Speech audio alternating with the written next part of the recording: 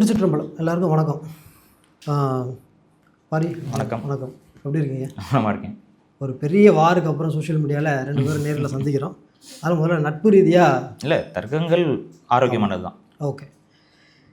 எந்த இடத்துல நான் உங்களுடைய கொள்கையிலேருந்து மாறுபடுறேன் அப்படின்னா, பன்னெடுங்காலமாக தமிழர்கள் வந்து முருகன் அப்படின்னாலே திங்கள் அரவு நதி சூடிய பரமர் தந்த குமரன் அப்படின்னு தான் குறிப்பிடுறாங்க. சிவன் தந்த முருகன் அப்படின்னு தான் குறிப்பிட்றாங்க. உமையவளுடைய மைந்தன் அப்படின்னு குறிப்பிடுறாங்க. ஈராறு செவி, 6 முகம், 12 தோள், இதுதான் முருகன் குறிப்பிடுறாங்க. மயில் வாகனன்னு குறிப்பிடுறாங்க. வள்ளி தெய்வானைக்கு கணவன் குறிப்பிடுறாங்க. சூரபத்மனை வதம் செஞ்சவர்னு குறிப்பிடுறாங்க. இந்த முருகனை தான் நாங்கள் 12 காலமாக வழிபட்டுட்டு வரோம். அப்படி இருக்கும்போது திடீர்னு ஒரு சித்தாந்தம் வந்து புதுசாக முளைக்குது. என்ன சொல்கிறாங்கன்னா, முருகன் வந்து முப்பாட்டன். ஓகே, அது தப்பு இல்லை. கடவுளை வந்து காதலனாகவும் கணவனாகவும் வரைச்சிக்கிட்டவங்களும் இருக்கிறாங்க, அது தப்பு இல்லை. கடைசியில் பார்த்தா இவங்க சீரியஸாகவே அவர் மனுஷனாக பூமியில் வாழ்ந்தவங்கன்னு பேச ஆரம்பிக்கிறாங்க. சரி, அதனோட அடுத்த கட்டத்துக்கு எங்கே போகிறாங்கன்னா, இவருக்கு இருக்கக்கூடிய அந்த தெய்வீக தன்மையாக நம்ம குறிப்பிடக்கூடிய 6 முகம், 12 தோள், சிவன் மகன், உமைவள் மைந்தன்ற எல்லாத்தையுமே வந்து இவங்க ரெஃப்யூஸ் பண்ணிவிட்டு இவர் வந்து முப்பாட்டன் குமரிக்கண்டத்தில் வாழ்ந்தவர் அப்படின்ற நரேட்டிவில் பேச ஆரம்பிக்கும் போது இப்போ இது ரெண்டில் எது தமிழ் முருகன் அப்படின்ற ஒரு கிளாஷ் வந்து இங்கே உருவாகுது. ஸோ இப்போது என்னுடைய டவுட்டு, நீங்கள் வந்து சிவனுக்கு மகன் முருகன் இல்லை, முருகன் வந்து சிவனுக்கு பிறக்கவே இல்லை அப்படின்னு பகிரங்கமாக ஒரு ஸ்டேட்மெண்ட் கொடுத்தீங்க. இது வந்து எந்த ரெஃபரன்ஸ் அடிப்படையில் நீங்கள் கொடுக்குறீங்க? ஓகே, இப்போ உங்கள் கேள்வி, இதுக்கு முன்னாடி இந்த டிபேட்டுக்கான காரணங்கள் எதனால் வந்துச்சுங்கிறத நம்ம சொல்லிடுறேன். அடிப்படையில் உங்களுக்கு தெரியும், பார்ன் இன் நார்த் அப்படின்னு சொல்லி உங்களுக்கே தெரியும், காட் ஆஃப் வாரா ஏதோ சம்திங் ஒரு முருகனை பற்றி தெலுங்கில் ஒரு பேன் இந்தியா படம் எடுக்கிறாங்கன்னு அதில் தான் இந்த சர்ச்சையே வந்துச்சு. திடீர்னு வந்து முருகனை பற்றி இப்போ இந்த சர்ச்சைகள் வரைக்கும் அதுதான் காரணம். அப்போ அதில் வந்து பார்த்திங்கன்னா, born in north, shaped in mid, அதுக்கப்புறம் வந்துட்டு ஒர்ஷிப்டு இன் சவுத் அப்படின்னு சொல்லி அவங்க ஒரு டேக் போட்டாங்க. அந்த டேக்ல இருந்து தான் இந்த விவாதங்கள் வந்து உருபெற தொடங்குச்சு. தமிழ் தேசிய தரப்புல இருந்து பலரும், அதில் சில கருத்து முரண்களும் எனக்கும் உண்டு, அதில் ஒவ்வொருத்தவங்க ஒவ்வொரு கருத்து சொல்லி பேசுறது இருக்கு. அதில் இப்போ நான் ஒரு சில கருத்துக்களை முன் வச்சு, முருகன் வந்து தமிழர் கடவுள் முருகன் அப்படிங்கிற கான்செப்டில் தான் நாங்கள் பேசிகிட்டு இருந்தோம். அந்த காணொலி பார்த்தா தெரியும். இப்போ அதில் நீங்கள் ஒரு சில மாற்று கருத்துக்கள் அப்படிங்கிற அடிப்படையில் நீங்கள் வந்து ஒரு உங்களுடைய பாணியில் அந்த உங்களுக்கு சொல்லுங்களேன், நாங்கள் பேசுகிறது அந்த கட் பண்ணி நடுவில் வந்து உங்கள் அந்த கிளிப்பிங்ஸ்லாம் ஆட் பண்ணி நீங்கள் ஒரு வீடியோ போட்டிருந்தீங்க. இல்லை, அது வந்து ஒரு ஆரோக்கியமான விவாதமாக இருக்காது, அது ஒரு மாதிரி ரேஜ் பைட் மாதிரி ஆயிரும். ரெண்டாவது, அதில் நீங்கள் போடுற வார்த்தைகளும் நான் கோவத்தில் பேசுகிற வார்த்தைகளும் அது ஒரு ஆரோக்கியமான விவாதமாக இருக்காதனால தான் உங்களை நேரடி விவாதத்துக்கு நான் அழைச்சிருந்தேன். அதை மதித்து நீங்களும் வந்திருக்கீங்க. ஸோ அதுக்கு நன்றிகள். ரெண்டாவது, இந்த விவாதம் வந்து இன்னும் முறைமையாக போகணும் அப்படின்னா நானும் நீங்களும் 2 பேரும் எமோஷ்னலாக போக தேவையில்லை. இது வந்து ஒரு கருத்தியல் தளத்திலிருந்தே கொண்டு போவோம். அதுக்கப்புறம் நமக்குள்ளே இந்த நடந்திருக்க இந்த அரேஞ்ச்மெண்ட்ஸையும் நான் இங்கே பதிவு பண்ணிடுறேன். ஒன்று வந்து என்னன்னா, இவங்க எடுத்துகிட்டு இருக்கப்படுது 2 கேமராலையும் எடுக்கப்படுது. அது வந்து நம்ம மியூச்சுவலாக எந்த ஃபுட்டேஜ் கரெக்டாக இருக்குன்னு பார்த்து அதுக்கு தகுந்த மாதிரி பயன்படுத்திக்க போகிறோம். பட் உங்கள் சேனலில் மட்டும்தான் இது ஒளிபரப்பாகும், அதே போல் என் சேனலில் தான் ஒளிபரப்பாகும், ஒரே குறிப்பிட்ட நாளில் தான் இது ஒளிபரப்பாகும் அப்படிங்கிறத நம்ம பேசியிருக்கிறோம். ஸோ அதுக்கு தகுந்த மாதிரி ஒரே நாளில் நம்ம 2 பேரும் பேசி வச்சுட்டு வெளியிடணும். ஆனால் கட்டாயம் வெளியிடணும். யாருமே வந்து இதுக்கு பேக் எடுக்க போகிறதில்ல. ஸோ யார் ஒருத்தவங்க வெளியிடுறாங்கன்னு முடிவு பண்ணுறாங்களோ அந்த டைமில், அதாவது நீங்கள் முடிவு பண்ணுற டைமில் நான் வந்து அதே டைமில் வெளியிட்டுக்கிறேன்னு சொல்லியிருக்கேன். ஸோ நீங்கள் வந்து இப்போ ஒரு வாரம் ஆகும் எடிட்டிங் அப்படிங்கிற மாதிரி சொல்லியிருக்கீங்க. ஸோ இதுதான் இருக்கிற நிதர்சனம். ஸோ இதுலேருந்து நம்ம டிபேட்டுக்குள்ளே போயிடலாம். ஸோ இப்போ நீங்கள் என்கிட்ட கேட்டிருந்தீங்க, 12 காலமாக சிவனுடைய மகன் முருகன் அப்படிங்கிற ஒரு நம்பிக்கை வந்து தமிழ் சமூகத்தில் இருந்துச்சு, அதுக்கு எதிராக புதிதாக ஒரு கருத்துருவாக்கம் வந்து தமிழ் தேசிய தரப்புலேருந்து வருது. அது வந்து முருகனை மனிதன் என்று ஒரு விதத்தில், அதாவது உங்களுடைய நம்பிக்கை பாலிலிருந்து கொஞ்சம் அது குறைக்கும் விதமாக இருக்குதுங்கிறதா உங்களுடைய வாதம். அது கரெக்டு தானே இது வரைக்கும்? இப்போ இங்கே என்ன நாங்கள் சொல்கிறோம் அப்படின்னா, நீங்கள் பன்னெடுங்காலமாக அப்படின்னு சொல்கிறீங்களே, அந்த பன்னெடுங்காலம்ங்கிறதுக்கு அந்த பன்னெடுங்காலம்ங்கிறது எந்த நூற்றாண்டுலேருந்து நீங்கள் கணக்கு வைக்கிறீங்கன்னு நான் ஒரு கேள்வி. அப்போ இப்போ நீங்கள் சொன்ன இந்த கருத்துக்கள் எல்லாமே திருமுருகாற்றுப்படையில் இருக்குது, பரிபாடலில் இருக்குது. இதில் எனக்கு மாற்றுக்கிறதே கிடையாது. இவைகளும் சங்க இலக்கிய நூல்கள் என்று வரையறுக்கப்பட்டவை தான்.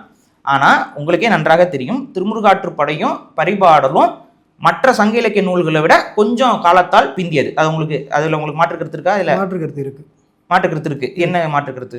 ஏன்னா பரிபாடல் வந்து பின்னாடி வந்ததுன்னு சொல்லி இந்த தமிழ் தேசியம் பேசக்கூடியவங்களும் திராவிட சித்தாந்தவாதிகளும் ரொம்ப நேக்கா முருகனை பற்றி சங்க இலக்கியத்தில் தேடுறீங்களே தவிர, முருகனை பற்றி பாடிய தமிழ் இலக்கியங்கள் எதுவோ அதில் தான் முருகனை பற்றி நம்ம தேடணும். திருமுருகாற்றுப்படையும் பரிபாடலும் தான் முருகனை பற்றி பாடுது. நம்ம என்ன பண்ணிடுறோம், இதெல்லாம் பின்னாடி வந்து ஏற்றுக்க முடியாது அப்படின்னு சொல்லிட்டு இருக்கிற நான் முடிச்சிடறோம் அப்படின்னு சொல்லிட்டு மற்ற இலக்கியங்களில் போய் நம்ம முருகனை தேடுறோம். ஒன்று. அதே மாதிரி பரிபாடல் பின்னாடி வந்தது அப்படின்னா, பரிபாடலுக்கு உரை எழுதிய பண்ணமைத்த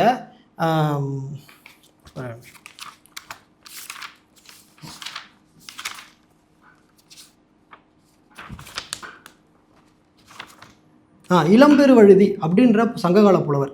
அவர் புறநானூற்றினுடைய 182வது பாடலையும் அவர் தான் எழுதியிருக்காரு. அதே மாதிரி நற்றிணையினுடைய 56வது பாடலும் அவர் தான் எழுதியிருக்காரு. பரிபாடலில் 15வது பாடலும் அவர் தான் எழுதியிருக்காரு. இப்போ பரிபாடல் பின்னாடி வந்தது அப்படின்னா நற்றிணையும் புறநானூறும் பின்னாடி வந்தது நீங்கள் ஏற்றுக்கணும், அல்லது பரிபாடல் காலத்தால் முற்பட்டதா அப்படின்றத நம்ம ஏற்றுக்கணும். இப்போ இந்த காலத்தால் முற்பட்டது பிற்பட்டதுங்கிறத நம்ம எதை வச்சு நம்ம சொல்கிறோம்? இப்போ நீங்கள் ஒரு புலவர் எழுதியிருக்க கருத்து இதுலேயும் வருது அதுலேயும் வருது. இப்போ புறநானூற்று பாடல்கள் எல்லாம் ஒரே காலத்தவையா? ஆல்மோஸ்ட் எல்லாம் ஒரே காலத்து சார் இல்லை, ஒவ்வொருமே கொஞ்சம் கொஞ்சம் டிஃப்ரென்ஸோட தான். அதாவது வந்து 100 ஆண்டுகள் இல்லை 150 ஆண்டுகள் அந்த டிஃப்ரென்ஸில் தான் அது இருக்குது. இது வந்து சங்க இலக்கியத்தை ஆய்வு செய்த எல்லா ஆய்வாளர்களும் ஏற்றுக்கொள்ளக்கூடியது. புறநானூறு சரி, எந்த ஆய்வாளர் சொல்லுங்க? அது நீங்கள் வந்து பொதுவாக போகிறேன், நீங்கள் வந்து பர்சனலாக போக வேணாம். ஒவ்வொருத்தவங்க ஒரு கருத்து உடையவர்களாக இருக்கிறார்கள். இல்லை எந்த ஆய்வாளருமே புறநானூறு வந்து வெவ்வேறு காலகட்டங்கள் எழுதப்பட்டதுன்னு சொல்லி நான் கேள்விப்பட்டேன். ஒரு குறிப்பிட்ட காலத்துக்குள் வரையறுக்கப்பட்டது. இப்போ ஒரே காலகட்டத்தில் இப்ப தாத்தாவை பாடின புலவர்கள், அதுக்கடுத்து பேரனை பாடிய பாடல்களும் இருக்கு. இப்ப தாத்தா பாடுறாங்க, பேரனை பாடுறாங்க அப்படிங்கும் பொழுது இது ஒரே காலத்தால் பின்தங்கியது. கொஞ்சம் நான் வந்து ரொம்ப பின்பற்றதுன்னு சொல்லி அது சங்க காலம் தான். சங்க காலம்ங்கிறது நம்ம ஒரு கணக்கு வச்சிருக்கோம்ல, காலத்துல கொஞ்சம் பிற்பட்டது. ஆமா, கொஞ்சம் பிற்காலம். அப்ப அந்த அதாவது ரொம்பவும் நான் சொல்ல, நான் வந்து சும்மா வந்து 3ஆம் நூற்றாண்டுன்னு நான் தள்ளல, நீங்க புரிஞ்சுக்கணும். சிலர் வந்து அப்படி சொல்லிட்டு இருக்காங்க, அதை நான் ஏற்கல. நான் கிபி 2ல கொஞ்சம் தள்ளி அந்த கிபி 2 காலகட்டத்தில் இந்த பாடல்கள் இயற்றப்பட்டிருக்குங்கிறதா என்னுடைய கருதுகோள். ஆமா, அல்ல ஆல்மோஸ்ட் தான், அந்த ஆல்மோஸ்ட்ல தான் இங்க கொஞ்சம் பிரச்சனை இப்ப இருக்கு. அப்ப நம்ம நக்கீரருடைய பாடலும் பரிபாடல்லையும் இருக்கக்கூடிய கருத்துக்களை நம்ம பார்க்கணும். இந்த கருத்துக்கள்ல அதற்கு முந்தைய காலகட்டத்துல முருக வழிபாடு எந்த மாதிரியான வழிமுறைகள்ல வழிபடப்பட்டு கொண்டிருக்கிறதோ அந்த கருத்துக்களும் அதுல இருக்கு. அதே போல இப்ப நீங்க சொன்ன மாதிரியான சிவனுடைய மகன், உமையவளுடைய மகன், இந்த மாதிரியான கருத்து, அப்புறம் நீங்க சொன்ன போல 6 கைகள் 6 தலைகள், இந்த கான்செப்டும் உங்களுக்கு நக்கீரரோட பாடல்லையும் வருது, பரிபாடலோட பாடல்லையும் வருது. அப்ப இந்த 2 கருத்துமே இந்த இலக்கியங்களுக்குள்ள இருக்கு. இதை நான் மார்க்கல. இதை நாங்க எதனால சொல்றோம்னா, இந்த காலகட்டத்துல தான் 2 வெவ்வேறு கருத்தியல்கள் ஒரு அந்த தமிழ் சூழலுக்குள்ள கலக்குதுங்கிறாங்க சொல்றோம் நாங்க. ஆரியர்களுடைய பார்வையும் தமிழர்களுடைய பார்வையும் ஒரு சங்கமிக்கிற காலமாகத்தான் இதை நாங்க பாக்குறோம். அதனாலதான் 2 கருத்துக்களுமே உள்ள அங்க இருக்கு, கலந்துருக்குன்னு நான் சொல்றோம். இதுல உங்களுக்கு ஏதாவது மாற்று கருத்து இருக்கான்னு தான் கேக்குறேன் நான். நீங்க சொல்றது நக்கீரர் காலகட்டங்கள்ல ஆரியருடைய பார்வை உள்ள வருதுன்னு சொல்றேன். ஆமா, உள்ள வர தொடங்கி இருக்கு. ஆரிய வருகை அப்படியே முழுமையா வரல, உள்ள வர தொடங்கி இருக்குங்கிறேன் நான். சோ அந்த 2 கருத்துக்களும் உள்ள வருது அப்படிங்கிறோம். அப்ப சரிங்க, அப்ப அதுக்கு முந்தைய காலகட்டத்துல முருகனை எவ்வாறு பாடப்பட்டிருக்காங்கன்னா, ஒரு சில இது மட்டும் நான் ரொம்ப எல்லாம் போக விரும்பல. இப்ப குறிஞ்சி பாட்டு இதெல்லாம் உங்களுக்கு தெரியும். சோ குறிஞ்சி பாட்டுங்கிறது வந்து பாத்தீங்கன்னா திணை சார்ந்த பாடல். அது முழுக்கவே குறிஞ்சி நிலத்திற்கான பாடலா இருக்கு. இதுக்கு அடுத்து தமிழில் கிடைக்கப்பட்ட மிக தொன்மையான நூலாக இருக்கக்கூடியது தொல்காப்பியம். ஸோ தொல்காப்பியத்திலையுமே முருகன் வந்து வழிபாட்டுக்குரிய கடவுளாக வந்து விடுகிறார். இதுல எனக்கு மாற்று கருத்தே கிடையாது. இப்ப அது நான் வந்து அந்த மனிதருங்கிற கான்செப்டுக்கு நான் வரேன், அது நம்ம கண்டிப்பா அந்த டிபேட்ல கொண்டு வரேன். ஆனா இப்ப இந்த தொல்காப்பியர் காலகட்டத்துக்கு நீங்க வரும்போது அவருடைய கூற்று என்னவா இருக்குன்னு நம்ம பார்க்கணும். மாயோன் மேய காடுரை உலகம், சேயோன் மேய மைவரை உலகம், வேந்தன் மேய தீம்புணல் உலகம், அதுக்கப்புறம் வருணன் மேய கொடுமணல் உலகம் அப்படின்னு. அப்ப இது என்னன்னா ஒவ்வொரு திணையும் அவர் பாடுறாரு. மாயோன் உங்களுக்கு தெரியும், மாயோன் வந்து இன்னைக்கு வந்து பெருமாள்னு சொல்ற போக்கு இருக்கு. இது பெருமாளுடைய முந்தைய வடிவம் கூட நான் எடுத்துக்கிறேன். அப்ப மாயோன் வந்து ஒரு காடு சார்ந்த ஒரு நிலத்துக்கான ஒரு கடவுள். அந்த மாயோன் வந்து காடுரை உலகு அப்படின்னா காடு சார்ந்த இது. அதுக்கு அடுத்து வந்து பாத்தீங்கன்னா சேயோன்னா முருகன். இதை நம்ம எப்படி வெரிஃபை பண்ணலாம்னா, பிற்காலத்துல பாடப்பட்ட பாடல்கள்லையும் இதுக்கு சமகாலத்துல பாடப்பட்ட எல்லா பாடல்லையும் முருகனை வந்து சேயோன்னு சொல்ற மரபு வந்து இருக்கனால சேயோன்னா முருகன் தான். அதுல மாற்றுக்கிறது. ஏன்னா அதுல வந்து சிலர் வந்து அது சேயோன்னா முருகன் எப்படி குறிக்கணும்லாம் அதெல்லாம் இல்லை. என்னை பொறுத்த வரைக்கும் சேயோன் என்றால் முருகன் தான். அதுல எனக்கு எந்த மாற்று கருத்தும் இல்லை. அப்ப சேயோன் மேய உங்களுக்கு மைவரை உலகம் அப்படின்னு சொல்றாங்க. அப்ப மைவரை உலகம் அப்படின்னு பார்த்தோம்னா, வரை என்றால் மலை. ஸோ வரையாடு இதெல்லாம் நம்ம பார்க்கும்போது மலையை வந்து வரைன்னு சொல்றோம். மைனா வந்துட்டு உயர்ந்த மேகங்கள் அப்படிங்கிற ஒரு கருமையான மேகங்கள் இருக்கக்கூடிய இடம்னு சொல்லி. அப்ப மைவரை உலகம் அப்படின்னு சொல்லக்கூடிய குறிஞ்சி நிலத்தில் கடவுளாக வழிபடக்கூடிய தெய்வமாக யார் இருக்காருன்னு பாத்தீங்கன்னா சேயோன் இருக்காரு. அப்புறம் அதுக்கு அடுத்து உங்களுக்கு இந்திரன் வந்து விவசாயத்தினை, அதாவது மருத திணைக்கான கடவுளாகவும், வருணன் என்பது நெய்தல் திணைக்கான கடவுளாகவும் தொல்காப்பியர் காலகட்டத்தில் சொல்லப்படுது. இப்ப இந்த இடத்துல தொல்காப்பியரோட காலகட்டத்தில் சேயோனோட நீங்க சொன்ன வரையறைகள் இல்லை. இப்ப அடுத்து நீங்க கொஞ்சம் பாத்தீங்கன்னா அந்த குறிஞ்சி பாட்டு, இந்த குறிஞ்சி பாட்டுலயும் வந்து பாத்தீங்கன்னா முருகனை வந்து ஒரு திணை சார்ந்த தெய்வமாக வரையறுக்கப்பட்டு பாடுறாங்க. கபிலர்லாம் பாடுறாரு. அப்ப அந்த குறிஞ்சி பாட்டுல இருக்கக்கூடிய இடத்துலயும் நீங்க சொன்ன அந்த 6 தலை 6 கைகளுக்கான குறிப்புகள் எதுவுமே இவங்க மென்ஷன் பண்ணல. சோ இவங்களுடைய பார்வையில இவங்களுடைய கொஞ்சம் காலத்துல முந்தைய காலகட்டத்து வரைக்கும் அந்த 6 தலை 6 கைகள்ங்கிற அந்த ஒரு சொல்லாடலோ சிவனுடைய மகன் அப்படிங்கிற அந்த சொல்லாடலோ இல்ல அப்படிங்கிறது என்னுடைய வாதம். இதுக்கு அடுத்து அகநானூறு மற்றும் புறநானூறுல இருக்கக்கூடிய பல பாடல்கள்ல முருகனை வந்து எப்படி சொல்றாங்கிறது நான் ஒரு இது சொல்லிடுறேன். அப்ப வந்து பாத்தீங்கன்னா முருகனை வந்து முருகு, அடுத்து முருகன், இந்த முருகன்கிற பேர்லயே முருகன் வந்து பல இடங்கள்ல சங்க காலத்திலேயே பதிவு செய்யப்படுகிறார். இதுல வேற நடுவில் ஒரு சிக்கல் வந்துச்சு, உங்களுக்கு தெரியும். முருகன்கிறதே வந்து ஏன்னா வடக்குல வந்து முருகன்கிற சொல்லாடல்ல வந்துட்டு நீங்க சொல்ல, அதாவது நம்ம இந்த பொதுவாக இன்னைக்கு இருக்கக்கூடிய கார்த்திகேயன், கந்தன், அப்புறம் வந்து சுப்பிரமணியன் என்று அறியப்படக்கூடிய கடவுளை முருகன் என்று அழைக்கக்கூடிய பாங்கு வந்து வட இந்தியாலேயோ தமிழர் அற்ற பகுதிகளோ இல்ல. ஃப்ளோல போயிட்டே இருக்கீங்க நீங்க. இல்ல அதுதான் சொல்லிடுறேன். சரி, ஓகே ஓகே. ஸோ முருகன், சேய், நெடுவேல், அப்புறம் வந்துட்டு இதெல்லாமே வந்துட்டு முருகனை வந்து சங்ககால பாடல்கள் வந்து குறிப்பிடுது. உங்களுக்கு நான் சும்மா மேலோட்டமாக சொல்கிறேன் பாருங்களேன். புறநானூற்றுடைய பாடல் 55 வந்து பார்த்தீங்கன்னா புணரி அலைக்கும் செந்தில் நெடுவேல் அப்படின்னு சொல்லி புறநானூறு பாடல் வருது. அதுக்கப்புறம் வந்துட்டு புறநானூற்று பாடல் 23 வந்து பார்த்தீங்கன்னா சூர்நவை முருகன் சுற்றத்து அன்ன அப்படிங்கிற அந்த ஒரு வரி வருது. சூர்நவை முருகன் சுற்றத்து அன்ன, அதோட உரை என்ன? அது கடம்பு மலையில, அது கடம்பு மாலை அணிந்து போரிட்ட முருகன். யாரோட போரிட்ட? அது அரக்கர் அப்படிங்கிற அந்த கான்செப்ட்ல வருது. அது எந்த அசுரன்? இல்ல அது நான் இதுல குறிப்பிடல. சூரபத்மனை வதம் பண்ணாரு இன்னைக்கு நான். சரி, அது உங்க நம்பிக்கையில அது இருக்கு. இது இந்த இதுல புறநானூறு அதான போட்டுருக்கு. சூர்நவை முருகன் அப்படின்னா சூரபத்மனை வதம் பண்ண முருகன். சரி, ஓகே. சரி இருங்க, அதை ஏத்துக்கிறேன். ஓகே, இது வந்து புறநானூற்று பாடல். அதுக்கப்புறம் வந்துட்டு துணை வேண்டா செருவென்றி புலவு வாழ் பொருள் என்ன நீங்க சொல்லுங்க. உங்களுக்கு தெரியும் தானங்க, நீங்க இலக்கியம் தானே படிச்சிருக்கீங்க. இல்ல பரவாயில்ல. ஸோ புலவு வாழ் அப்படிங்கும் பொழுது புலால், அதாவது கரியோடு நாற்றம் அடிக்கக்கூடிய போர்வாள், சரிங்களா? அது அப்படிதான் சொல்றாங்க. அப்புறம் அந்த அந்த அந்த வாளும் அப்புறம் மார்பிள சந்தனமும் கொண்டு போரில் வெற்றி பெற்ற முருகனை வந்து அந்த பாடல் வந்து புறநானூற்று பாடல் 16. அதே போல நான் சொல்லிட்டே போகலாம். அப்ப அதுல வந்து பாத்தீங்கன்னா புறநானூற்று 120வது பாடல்லையும் வந்து பாத்தீங்கன்னா முருகனை வந்து அப்படியே டைரக்டா குறிப்பிடுறாங்க. 56வது பாடல்லையும் அந்த பாடல் கொஞ்சம் சொல்லுங்களேன் நீங்க. ஓகே. பகைவர் ஓடு கடல் கம்பாலை கண்ட செருவெஞ்செய் பெருவெற்றல் நாடே அப்படின்னு சொல்லி, அதாவது ஆமா போரில் வென்ற முருகன். ஆமா, எந்த போர்? அது வேல்பாரிக்கு ஒவ்வுமையாக வருகிறது இந்த பாடல். வேல்பாரிக்கு உவமையா போரில் வென்ற முருகன் வருது. இல்ல அதுல முருகன் எந்த போரை வென்றார்? சூரபத்மனுடனான போரை வென்றார். அதுதாங்க நீங்க என்ன சொல்றீங்க. இப்ப சூரபத்மனான போரோடு வென்றாருங்கிறது உங்களுடைய பார்வையில அது மாதிரி எழுதுறாங்க. இப்ப இன்னைக்கு நூலாசிரியர்கள் போரில் வென்றார் இந்த இந்த பாடல்ல இருக்கு. முருகன் வேற எந்த போரில் அது நம்ம பேசுவோம், அதுக்கு அந்த விவாதத்துக்கு வருவோம். அப்ப இதே போல அகநானூர்லயும் முருகனை அழகுபடுத்துறதோட தொடர்பு படுத்தி வருது. உங்களுக்கு அது நிறைய இருக்குங்கன்னு வைங்களேன். ஸோ இப்போ இதில் நீங்கள் எடுத்து பார்த்துக்கிட்டீங்க அப்படின்னா இந்த காலகட்ட பாடல்கள் எதுலையுமே நீங்கள் சொன்ன சிவனுடைய மகன் மற்றும் இந்த 6 தலை 6 கைகள் அப்படிங்கிற எந்த ஒரு குறிப்பும் கிடையாது. இரண்டாவது முருகன் வந்து மயில் வாகனன் இந்த மாதிரியான குறிப்புகள்லாம் இந்த காலகட்டத்தில் கிடையாது. பிணிமுகம்ங்கிற ஒரு யானையின் மீது ஏறி போர் செய்தார் அப்படிங்கிறது தான் இந்த காலகட்ட பாடல்கள் இருக்கக்கூடிய தகவலாக இருக்கிறது, சரிங்களா?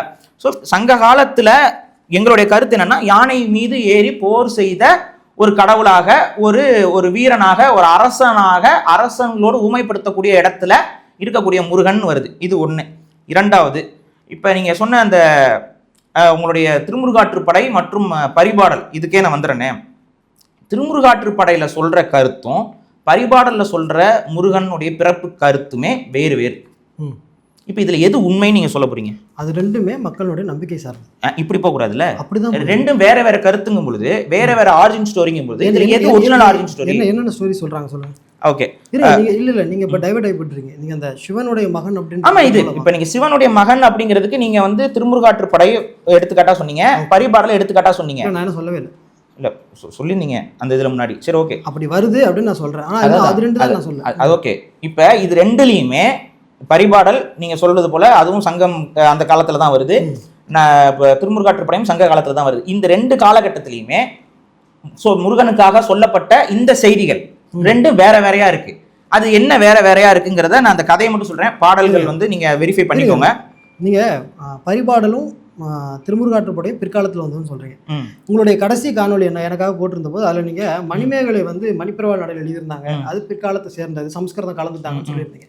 அப்போ வந்து நீங்க ஒரு ஸ்டேட்மெண்ட் கொடுத்தீங்க, சிலப்பதிகாரம் வந்து தூய தமிழர் காப்பியம், ம். அதுக்கு பின்னாடி வந்த மணிமேகலை வந்து ஏத்துக்க முடியாது அப்படின்ற மாதிரி சொல்லு. ம். சிலப்பதிகாரத்தை ஏத்துக்கிறேன், ஏத்துக்க முடியாதுன்னு சொல்ல. இல்ல இல்ல அதாவது அது தமிழ் தூய தமிழர். சிலப்பதிகாரத்தை ஆமா, தூய ஆமா. தமிழர் காப்பியம் நீங்க ஏத்துக்கிட்டீங்க கரெக்டா? ஆமா. அதுல எதுவும் ஆரிய கலப்பெல்லாம் இல்லைல்ல?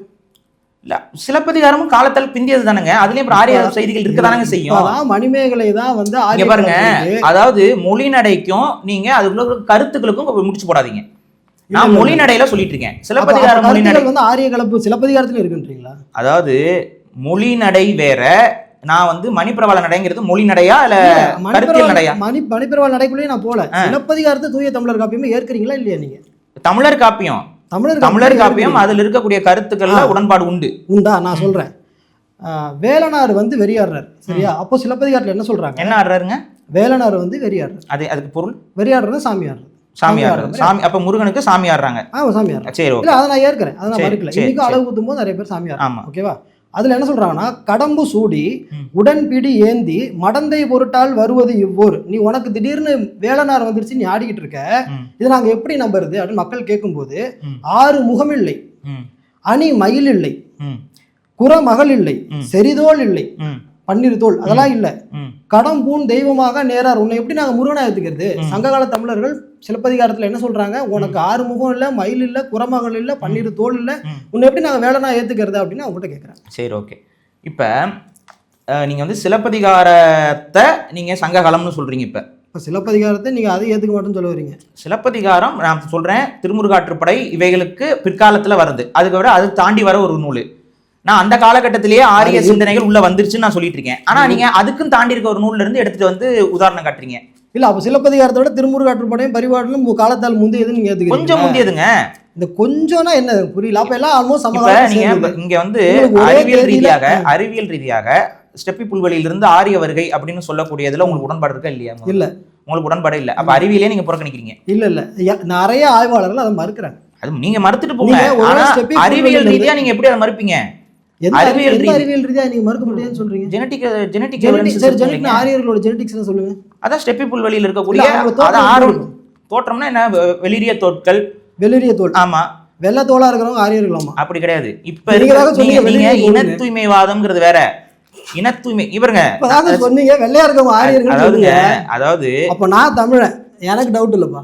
அதாவது இப்ப என்னன்னா சொல்ல முடியாதுங்க. அந்த மாதிரி வந்த ஆரியர்கள் அவங்க வீட்டு பெண்களை கருப்பாக இருக்கக்கூடிய தமிழர்கள் கிட்ட கொடுத்துருக்கலாம். வரலாறுல நீங்க பாக்கும்போது சில இடத்துல குண்டி காட்டி சொல்றாங்க. நீங்க பேசுறது அதெல்லாம் என்னன்னு தெரியல. ஆரியர்கள் கிட்ட விட்டாங்கன்ற மாதிரி பேசிட்டு இருக்கீங்க. இல்ல இல்ல, அவங்க வீட்டு பெண்கள் வந்து பணிவிடை செஞ்சிருக்கலாம். அப்ப ஒரு குழந்தை பிறக்கும், என்னதான் இருந்தாலும் நமக்கு குழந்தை பெற்றதன் மூலமா வந்தவங்க தான் வெள்ளையா இருக்காங்க அப்படின்னு சொல்ல வரீங்க. அப்படி இல்லைங்க, அந்த கலப்பு இருக்குல்ல, அந்த கலப்பு ஆரியர்கள் கிட்ட இங்க இருக்கக்கூடிய தமிழர்கள் கிட்ட எல்லா விதமான ஜெனடிக் பூல்னு சொல்லக்கூடிய எல்லா விதமான கலப்பும் இருக்கதான் செய்யும். அதான் நீங்க என்ன சொன்னீங்க, இப்போ குண்டிகாட்டின்னு ஒரு வார்த்தை சொன்னீங்க. ஆமா, ஆரியர்கள் உள்ள வந்து இங்க இருந்த பெண்களோட கூட்டிட்டாங்கன்னு சொல்ல வரீங்க. தமிழர்கள் வந்து வெளியில வந்தவங்க பொண்ணை கொடுத்து பிறந்தவன் தான் வெள்ளையா இருப்பான்னு சொல்ல வரீங்க நீங்க. ஆமா, எல்லா பக்கமும் கலப்பு ஏற்பட்டுருக்குல்ல. சொல்லுங்க பாரு. இல்லைங்க, கலப்பு ஏற்பட்டு இதுல எனக்கு மாற்று கருத்துல நாங்க அதை தான் சொல்லிட்டு இருக்கோம். அப்ப ஆரிய கலப்புனால பிறந்தவன் வெள்ளையா இருப்பான், கரெக்டா? அப்ப அதாவது ஆரிய கலப்புனா காலத்துக்கு முந்தைய கலப்பு. அந்த ஜெனடிக்ஸ் தான் இப்ப வரைக்கும் ஃபாலோ ஆகும். அப்ப திடீர்னு ஆமா, அது நான் தான் சொல்றேன்ல, தமிழர்களுடைய நிறம் என்பது நம்ம சொல்ல உங்களுடைய நிறம், இந்த மாநிறம், அந்த மாநிறம் ரொம்பவும் கருப்பும் கிடையாது, ரொம்பவும் வெளுப்பும் கிடையாது. இதுதான் தமிழர்களுடைய இயற்கை நிறம். இதான் இருக்கிறவங்க. அதாங்க வெளியில இருந்து வந்த வீட்டுல இருக்கக்கூடிய பெண்கள் கண்டிப்பாக கொடுத்திருப்பார்கள். அவர்கள்ட்ட இருந்து பிறக்கக்கூடிய ஜீன்ஸும் அப்படியே கடத்திட்டு வரதானே படும். அவர் என்ன சொல்றாருன்னா, ஆரியர்களோட அந்த வார்த்தை என்னால சொல்ல முடியாது, அந்த மாதிரி வந்தவங்க தான் வெள்ளையா இருப்பாங்க ஆரியர்கள்னு சொல்ல வர்றாரு. அதாவது நீங்க வந்து என்னன்னா பாரு, நீங்க அதான் சொன்னீங்க மரபு ரீதியா நான் பேசுறேன், நீங்க அதை வந்து தனிப்பட்ட ரீதியா கொண்டு போறீங்க. தனிப்பட்ட ரீதியா நான் கொண்டு மரபு ரீதியா சொல்றோம். ஏன்னா அந்த மரபு ரீதியா சரி இருங்க, ஒத்துக்கிறீங்களா? இப்ப உள்ள ஆரியர்கள் வந்தாங்கங்கறது ஒத்துக்கிறீங்களா? அப்புறம் எப்படி பேசுறீங்க நீங்க? நீங்க சொல்ற ஸ்டேட்மென்ட்க்குள்ள இருந்து நான் வரேன். அந்த ஸ்டேட்மென்ட்ட முதல்ல ஒத்துக்காமயே நீங்க ஒரு இன்னொரு ஸ்டேட்மென்ட்க்கு போறீங்க. சரி, அந்த ஸ்டேட்மென்ட் நான் ஒத்துக்கல, நீங்க ஒத்துக்கிறீங்களா இல்ல? ஸ்டேட்மென்ட் நான் அந்த ஸ்டேட்மென்ட் ஒத்துக்கிட்டு தானங்க பேசிட்டு இருக்கேன். அதனால தான் அதுல தான் நானும் பேசிட்டு இருக்கேன். அப்ப அந்த ஸ்டேட்மென்ட் ஏன் ஒத்துக்காம இருந்தீங்க முன்னாடி? நான் அந்த ஸ்டேட்மென்ட்ட ஒத்துக்கல, பட் நீங்க சொல்றது நீங்க ஒத்துக்காம இருக்க ஒரு ஸ்டேட்மென்ட்க்குள்ள சரி நீங்க வெள்ளையா இருக்கீங்க அப்ப ஆரிய கலப்புன்னு சொல்றத ஒரு மறைமுகமா சொல்றீங்க. நான் என்ன சொல்றேன்னா, ஒரு குடும்பத்துல பிறக்கக்கூடிய குழந்தைகள்ல ஒரு குழந்தை கருப்பாகவும் ஒரு குழந்தை சில வெளுப்பாகவும் இருக்குன்னா அதுக்கு காரணம் என்ன? ஆரியர்கள் நீங்க தான் சொன்னீங்க. அதேதான், பல இனங்களுடைய கலப்பு என்பது தமிழ் சமூகத்திலும் ஏற்பட்டிருக்கு. இது தமிழ் சமூகத்துல மட்டும் ஏற்படல, பிராமண சமூகத்தில் ஏற்பட்டிருக்கு, அது போக வட இந்திய சமூகத்தில் ஏற்பட்டிருக்கு. பிராமண சமூகம் ஆமாங்க. இப்ப இஸ்லாமியர்களோட வந்து வட இந்தியர்கள் கலக்கலையா? சரி, ஓகே, நீங்க முருகன் டாபிக் உள்ள வாங்க, நீங்க அப்படியே. சரி, ஓகேவா? அப்ப என்னன்னா, இந்த ஆரிய வருகை என்பது எந்த காலகட்டத்துன்னு நம்ம பார்க்கணும். அது இன்னைக்கு இருக்கக்கூடிய ஜெனட்டிக்கல் எவிடன்ஸ் மூலமா கிட்டத்தட்ட 3000 ஆண்டு, இப்ப நம்ம பேசிட்டு இருக்கிறது வந்து 3000 ஆண்டுகள்ங்கிறது தான் வந்து ஒரு தோராய கணக்குகளாக சொல்லிக்கொண்டே இருக்கிறார்கள். இப்ப அதுக்கான பெட்டானல்னு சொல்லக்கூடிய அந்த ஆண்வழி மரபணு ஆய்வுகள் பண்ணும்பொழுது அது உறுதியாக்கவும் பட்டிருக்கிறது. பல நிறுவனங்களால் உறுதியாக்கப்பட்டிருக்கிறது. இதுதான் நம்ம இங்க பதிவு பண்றோம். அப்ப இவ்வாறு உள்ள வந்து கலக்கும் பொழுது அவர்களுடைய கருத்தியல், அவர்களுடைய செயல்பாடு, அவர்களுடைய புரிதலும் இந்த மக்கள் மத்தியில வந்து ஒரு பேச்சு பொருளாக கலந்து ஆயிருக்கு. அப்ப இந்த வருகைக்கு பின்னாடி இருக்கக்கூடிய விஷயத்தையும் நம்ம பார்க்கணும், இந்த வருகைக்கு முன்னாடி இருக்கக்கூடிய மாற்றப்படாத தன்மைகளையும் நம்ம பார்க்கணும். ரெண்டையும் சீர்தூக்கி பார்த்து தான் தமிழர்களுக்கான வழிபாட்டு மரபு, தூய்மையான தமிழர் மரபு எதுங்கிறத நம்ம முடிவு செய்ய முடியும். ஆரியர்கள் 3000 வருஷத்துக்கு முன்னாடி வந்தாங்கன்னு நீங்க சொன்னீங்க.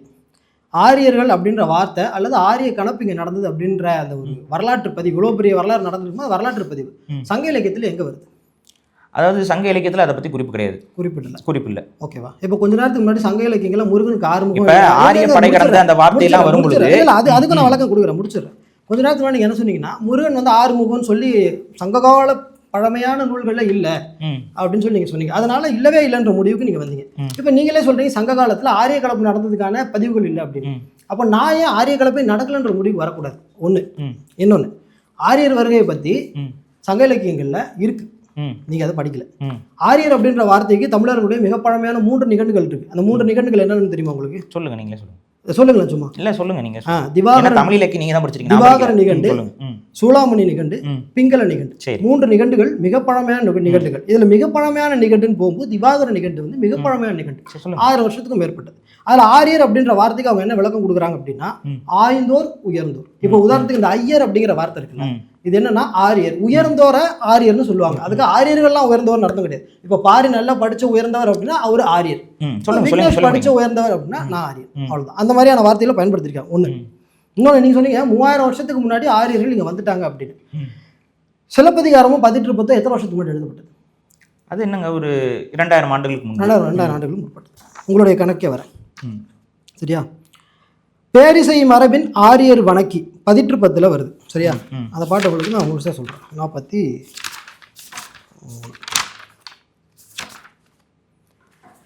தன்கோள் நெறியிற் தசைசால் சிறப்போடு பேரிசை மரபின் ஆரியர் வணக்கி நயல் இன் வன்சொல் யவனரை பிணித்து. அதாவது சேரன் செங்குட்டுவன் இங்கேருந்து படையெடுத்து போய் யவனரை பிணித்துனா கிரேக்கர்களோட சண்டை போடுறாரு. சண்டை போட்டுட்டு அதுக்கு முன்னாடி அவர் யார் கூட சண்டை போடுறாரு அப்படின்னா பேரிசை மரபின் ஆரியர் வணக்கி. ஆரியர்னா ஆரியரோட சண்டை போடுறாரு. எங்க போய் திரும்ப சண்டை போடுறாரு? சேரன் செங்குட்டுவன் இமயமலை கீழே போய் சண்டை போடுறாரு. 3000 வருஷத்துக்கு முன்னாடி ஆரியர்கள் இங்க வந்துட்டாங்க நீங்க சொன்னீங்க. 18 2000 வருஷத்துக்கு முன்னாடியே ஆரியர்கள் இமயமலைக்குள்ள தான் இருந்தாங்கன்னு 18 குறிப்பிடுது. ஒண்ணு. இன்னொன்னு, அதே 18 என்ன சொல்லுதுன்னா பேரிசை மரபின் மிகப்பெரிய அரச மரபு அப்படிங்கிறத அவங்க குறிப்பிடுறாங்க. ஓகேவா? அதை வந்து தனி ரேஸா குறிப்பிடல. இப்போ 3000 வருஷத்துக்கு முன்னாடி ஆரியர்கள் வந்தாங்க நீங்க சொல்றது உண்மையா இருந்தா, என்னுடைய தமிழ் 18 புலவர் என்ன சொல்றாருன்னா 2000 வருஷத்துக்கு முன்னாடி அவன் இமயமலையில் தான் இருந்தான், நாம தான் போய் அவனை அடிச்சுட்டு வந்தோம்டான்னு என்னோட 18 புலவர் சொல்றாரு. சரி, இப்போ பாரி சொல்றது நான் ஏற்கனவே அதுக்கு சான்று இல்லை. 3000 வருஷத்துக்கு முன்னாடி அவன் கலந்ததுக்கு சான்று இல்லை. நான் சொல்ற ஏன் இலக்கியத்துல இல்ல, இலக்கியத்துல ஜெனடிக்கல் எவிடன்ஸ் பேசிட்டு இருக்கேன் நானு. ஜெனடிக்கல் எவிடன்ஸ் எடுத்துக்காம நீ 18 சொல்றீங்க. அதாவது அறிவியல் சான்றுகளை நம்ம அடுக்கும் பொழுது நீங்க வந்துட்டு இலக்கிய சான்றுகளுக்கு வருவீங்க. எந்த அறிவியல் சான்று சொல்லுங்க? நான் தான் சொல்றேன் இல்லங்க, இது வந்து ஏற்றுக்கொள்ளப்பட்ட ஒரு ஃபேக்ட். அறிவியல் சான்று எடுத்து காட்டுறேன், ஆசிரியர் சொல்லுங்க. சொல்றேன் இருங்க. இதை மறுக்கக்கூடிய ஆய்வாளர்கள் நிறைய பேர் இருக்காங்களே. நம்ம ஆரியர்களுக்குள்ள போக வேண்டியது இல்லை. ஆமா, நம்ம டாபிக் மாறி போயிடும். சரி, ஓகே. இப்போ நம்ம கேள்வி என்னன்னா, புறநானூறுக்காரன் இல்லையா? சரி, நீங்க அடுத்தது வாங்கலாம். புறநானூறு இல்ல, அதுக்கான சான்றுகள் இருக்கு. நான் வேணா வந்து நான் அதை தனியா ப்ரொடியூஸும் பண்றேன். அது ஆய்வு அறிக்கைகள் இருக்கு. சரி,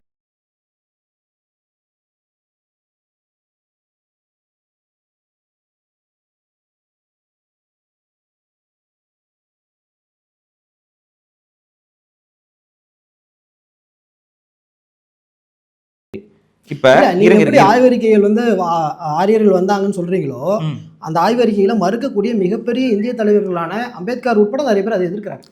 அம்பேத்கர் ஜெனடிக்ஸ் வச்சு அவர் எதிர்க்கல. அம்பேத்கர் வந்து ஜெனடிக்ஸ் வச்சு அதை எதிர்க்கல. நான் பேசுறது ஜெனட்டிக் எவிடன்ஸ். நான் வந்து நான் முன்னாடி சொல்லப்பட்ட கருதுகோள் ஆய்வுகளை நான் சொல்லலை. ஜெனட்டிக்கல் எவிடன்ஸில் இன்னைக்கு உங்ககிட்ட இருந்து என்கிட்ட இருந்து சாம்பிள் எடுத்துட்டு போனா இந்த மாதிரி ஸ்டெப்பி புல்வெளியிலிருந்து வந்த மக்களுடைய கலப்பு ஏற்பட்டிருக்கு இந்த மக்கள் மத்தியில அப்படிங்கிறது வெளிப்படையான ஒரு உண்மை. அதை யாரும் அது நான் காட்டுறேன். அந்த ஆய்வறிக்கைகள் நான் ஒன்றும் இல்லை, எடிட்டிங்ல கூட நான் அங்கே போடுறேன். அந்த ஆய்வறிக்கைகளை ஃபுல்லாக யாரும் போய் படிச்சு அதை மறுக்கக்கூடிய நபர்களும் இருக்கிறாங்க. அதனால சரி, ஓகே, நீங்க எந்த ஆய்வையுமே மறுக்கக்கூடிய இடத்துல எல்லாருமே இருக்காங்க. அதனால நான் தமிழ் இலக்கியத்துக்குள்ளே வரேன். நம்ம தமிழரை பத்தி பேசும்போது தமிழ் இலக்கியத்துல ஆரியர் வந்திருக்காருங்கிறத நான் சேர்த்துக்கிறீங்களா? இப்ப எங்க வந்திருக்காங்க? நீங்க தானே சொன்னீங்க ஆரியர் வந்திருக்காங்கன்னு சொல்லல. இமயமலையில அங்க இருக்காங்கல்ல, அதுதான் நான் உங்களுக்கு தெளிவா சொன்னேன். இமயமலை கிட்ட போய் நாம அடிச்சோம், அவங்க இங்க வந்தாங்கன்னு இல்ல, நாம அவங்களை அடிமைப்படுத்தணும். ஒண்ணு இன்னொன்னு ஆரியர்களை நம்ம அடிமைப்படுத்தணும். நாம அவங்கள அடிச்சோம். ஆமா, போய் அடிச்சுட்டு இமயமலையில நம்ம ஏன் சும்மா போய் வம்பெடுத்தோமா? இருங்க. ஆமா, நம்ம இமயமலையில சேரன் செங்குட்டுவன் கல் எடுத்துட்டு வந்தா இப்ப கண்ணகி கோயில் கட்டினாரு. அப்பதான் ஒரு நார்த் இந்தியாவுக்கு ஏன் கண்ணகி கோயில் கட்டும் பொழுது அப்படியே கிளை கதைக்குள்ள போதாங்க. அந்த கிளை கதை என்னன்னு சொல்லுங்க முழுசா. முதல்ல இத முடிச்சு கிளை கதையை முழுசா சொல்லுங்க. ஏன் போய் அவன் அடிக்கணும் சொல்லுங்க. ஏன்னா இமயமலையில இருந்து கல் எடுத்துட்டு வர போறாரு. வடபெருங்கள் அதுக்கு ஏன் இமயமலைக்கு போறாருன்னா அங்க இருக்கக்கூடிய மன்னன் கண்ணகியோடைய கதையை வந்து மறுதளித்து பேசினான். சரி, கேள்வி இது அது இருக்கு, சிலப்பதிகாரத்திலே இருக்கு. நான் எடுத்து காட்டுறேங்க. நீங்க வந்து இப்ப காட்ட முடியாது. அதுக்கு நான் முருகனோட டிபேட்டுக்கு வரேன். நீங்க சிலப்பதிகாரத்துக்குள்ள போறீங்க. நீங்க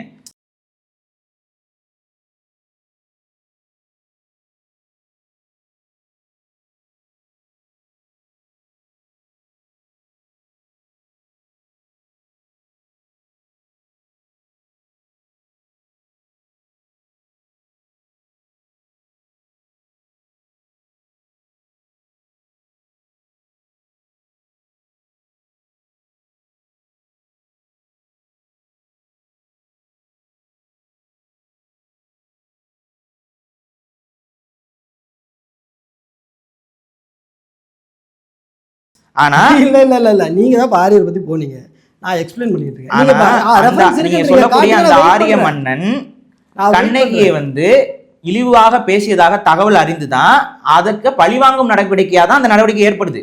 சரி, கிரேக்கர்களோட சண்டை போட்டாரு. அடுத்த லைன் வருது, கிரேக்கர்கள் அசிங்கப்பட்டாங்களா? கிரேக்கர்கள் இங்க உள்ள வந்து எதுக்குள்ள வந்தாங்க? பிசினஸ் பேஸ்டா வந்தாங்க. அது அவங்களுக்குள்ள ஏதாவது பேஸ்டா வந்தவங்க கூட சண்டை போட்டாரு. ஏங்க இன்னைக்கு பிசினஸ் பேஸ்டா வர எல்லாரோட சண்டை போடுறதுல இன்னைக்கு இருக்க அரசாங்கங்கள் நம்ம பிசினஸ் பேஸ்டா வர வெளிநாட்டு பன்னாட்டு நிறுவனங்களோட நம்ம வார் நடந்துருக்குது. ஆமாங்க, யவனர்களுக்கும் தமிழர்களுக்கும் போர் நடந்திருக்குன்னா யவனர்கள் இங்க உள்ள வந்திருந்தாங்க. அதுக்குள்ள வந்தாங்கன்னு சொல்லுங்க.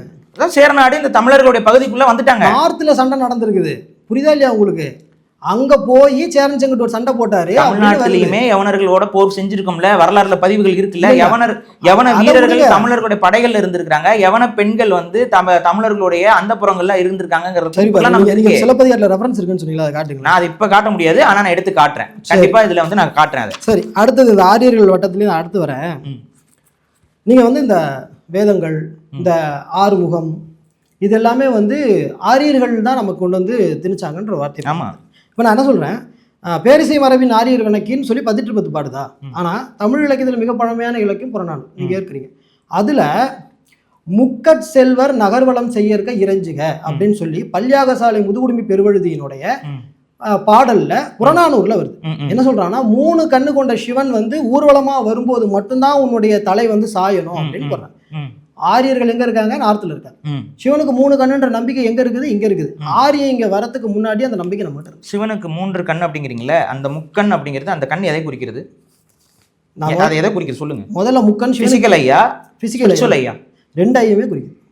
நான் சொல்ல அது ஆனா நீங்க அதாவது அதாங்க ஒரே கதைகளா இருந்தாலும் அது புரிந்து கொள்ளக்கூடிய விதங்கள் வேற வேறையா இருக்குல்ல.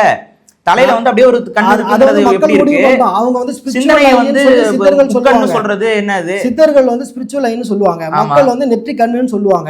அதை சொல்லல. ஆனா 3 கண் சிவனுக்கு இருந்தது அப்படின்ற அது எல்லாருமே ஏத்துக்கிறோமே. நாங்களே ஆரியர்களோட நீங்க தான் சொன்னீங்க. இப்போ அதாவது சிவனுடைய கண்ணு 3 கண்ணுங்கிறது வந்து இப்ப நான் சொன்னது வந்து முருகனுக்கு 6 தலை 6 கைகள்ங்கிறத நான் சொன்னேன். நீங்க சம்பந்தமே இல்லாம சிவனுக்கு 3 கண். இப்ப கொஞ்ச நேரத்துக்கு இல்ல நான் சொல்லல, வேணா வீடியோ செக் பண்ணி. சரி, ஓகே. நான் சொல்லல சிவனுக்கு 3 கண்ங்கிறது என்னோட நம்பிக்கையே கூட. ஏன்னா நானே வந்து பல இடங்கள்ல வந்து அந்த 3வது கண்ணுங்கிறது வந்து மெய்ஞான கண்ணை குறிக்கிறது, மனது கண்ணை குறிக்கிறது. நம்ம ஒரு 2 பிசிக்கல் ஐல பார்க்கறத விட ஸ்பிரிச்சுவல் ஐல பார்க்கணும் ஒரு விஷயத்தங்கிறத குறிக்கிறது. நானே பல இடங்கள்ல பேசியிருக்கேன். நான் பேசுறது பலருக்கும் தெரியும் கூட. சரி, ஆரிய வருகைக்கு முன்னாடியே சிவன் பேசிக்கா வந்துட்டு ஆரிய வருகைக்கு ஆமா முன்னாடி. சிவன், நான் வந்து சிவனை வந்து ஆரிய கடவுள்னு சொல்லியே. நீங்க சிவனுடைய புள்ள இல்லைன்னு சொன்னீங்க. சிவனுடைய புள்ள இல்லைன்னு சொன்னாங்க. இந்த கதைகள் தானங்க வேற. சரி, அப்ப புள்ள இல்லைன்றதுக்கு நீங்க ரெஃபரன்ஸ் காட்டுங்களேன். ஓகே. இப்ப அதுக்குள்ள நான் வரேன். சரி, இப்ப சிவன் வந்து முருகனோட அப்பா இல்ல அப்படிங்கிறதுக்கு ரெஃபரன்ஸ் தானே? ஆமா, எதானே கேட்டீங்க. இப்ப நான் காட்டுறேன், இதுக்கு பதில் சொல்லுங்க. முருகனுடைய பிறப்புகளை பற்றி புராணங்கள் பல கதைகளை சொல்லிக்கிட்டே இருக்கு. புராண கருத்துக்கள் சொல்லுது. சமஸ்கிருத புராணம். அதான் அதுல வந்து ஒரு நிமிஷம் பாரு. இருங்க நான் சொல்ல விடுங்க தயவு செஞ்சு. நீங்க என்ன பேச மறுத்துக்கிட்டே இருந்தீங்கன்னா என் கருத்து வராதுங்க. முதல்ல வந்துட்டு பாத்தீங்கன்னா சமஸ்கிருத புராணங்கள் எடுத்துக்கிட்டீங்கன்னா வால்மீகி ராமாயணத்தை முதல்ல இதுல காட்டலாம். சரி, வால்மீகி ராமாயணத்தை பொறுத்த வரைக்கும் சொல்லப்படக்கூடிய கதை, இதுல இந்த கதைகளை நான் சொல்லிடுறேன். இது வந்து எதையும் புண்படுத்தும் விதமாக இல்லை. பட் இது அங்க இருக்கக்கூடிய கருத்தை அப்படியே நான் பதிவு பண்றேன். இப்போ எங்க பாத்தீங்கன்னா வால்மீகி ராமாயணத்தை பொறுத்த வரைக்கும் சிவன் மற்றும் பார்வதிக்கு வந்து அவர்கள் வந்து இணைகிறார்கள். இணையும் பொழுது அங்க வந்து பாத்தீங்கன்னா ஒரு பேராற்றல் என்பது உருவாகுது. அந்த பேராற்றல் அப்படிங்கிறத வந்து பாத்தீங்கன்னா அதோடைய அந்த டைரக்டா வந்துருச்சுன்னா அதோடைய சக்தி வந்து பாத்தீங்கன்னா பெரிய பிரச்சனையா இருக்கும். அப்படிங்கிறதுனால அதை நீங்க டைரக்டா இது பண்ணாதீங்கன்னு சொல்லிட்டு இந்திரன் இவங்கெல்லாம் போயிட்டு சிவன்கிட்ட முறையிட்டு அந்த சக்தியை வந்து எடுத்து கொண்டு போயிட்டு கங்கை கிட்ட, ஏன்னா அது அக்னி கிட்ட கொடுக்குறாங்க. அக்னி எடுத்துட்டு போயிட்டு அந்த சக்தியை வந்துட்டு கங்கையில விடுறாங்க. கங்கை சரவண பொய்கையில போகுது. அதுக்கப்புறம் அந்த ஆற்றல் வந்து இப்ப கார்த்திகை பெண்கள் வந்து அந்த 6 குழந்தைகளாக மாறுது. அந்த 6 குழந்தைகளுக்கு அவங்க பால் கொடுக்குறாங்க. இது வந்து வால்மீகி ராமாயணத்துல இருக்கக்கூடிய கதை. அப்புறம் உங்களுக்கு தெரியும், அந்த 6 குழந்தைகளை கட்டி அணைச்ச உடனே ஒரு உடல் 6 தலைகள் 6 கைகளோட கார்த்திகேயன் வந்து சண்முகனாக தோன்றுகிறார். இது வந்து வால்மீகி ராமாயணத்துடைய கதை. சரிங்களா? அதுல இருக்கக்கூடிய கருத்து. இப்ப மகாபாரதத்துல வனப்பறவை அப்படின்னு வனப்பிரவேசம்ங்கிற அந்த பகுதியில் இருக்கக்கூடிய மகாபாரத புராணம் என்ன சொல்லுதுன்னு பாத்தீங்கன்னா முருகன் அக்னிக்கும் சுவாகாதேவிக்கும் பிறந்தவர்னு சொல்லுது. இப்ப இந்த கதையில என்னன்னு பாத்தீங்கன்னா இதுல சிவபெருமானே வரல.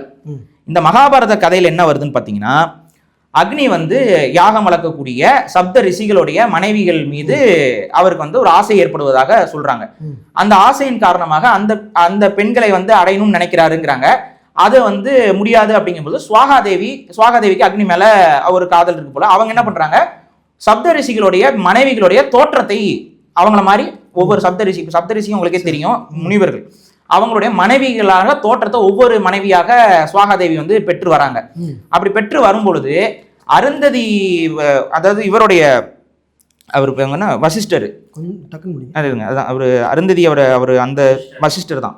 வசிஷ்டருடைய மனைவியா இருக்கக்கூடிய அருந்ததி பாத்தீங்கன்னா அவங்க வந்து பாத்தீங்கன்னா கற்பில் சிறந்தவர் அப்படிங்கிறனால அவங்களுடைய வடிவத்தை மட்டும் சுவாகாதேவியால் எடுக்க முடியல. இப்படி இவங்களுக்கு வந்து அந்த ஒவ்வொரு முறையும் சுவாகாதேவியோட இது பண்ணும் பொழுது அக்னியோடைய சக்தி அது வந்து அதுல வேற மாதிரி இருக்கு. அக்னியோட சக்தியை வந்து ஒவ்வொரு பானையிலையும் வந்துட்டு சுவாகாதேவி கலெக்ட் பண்ணி வைக்கிறாங்க.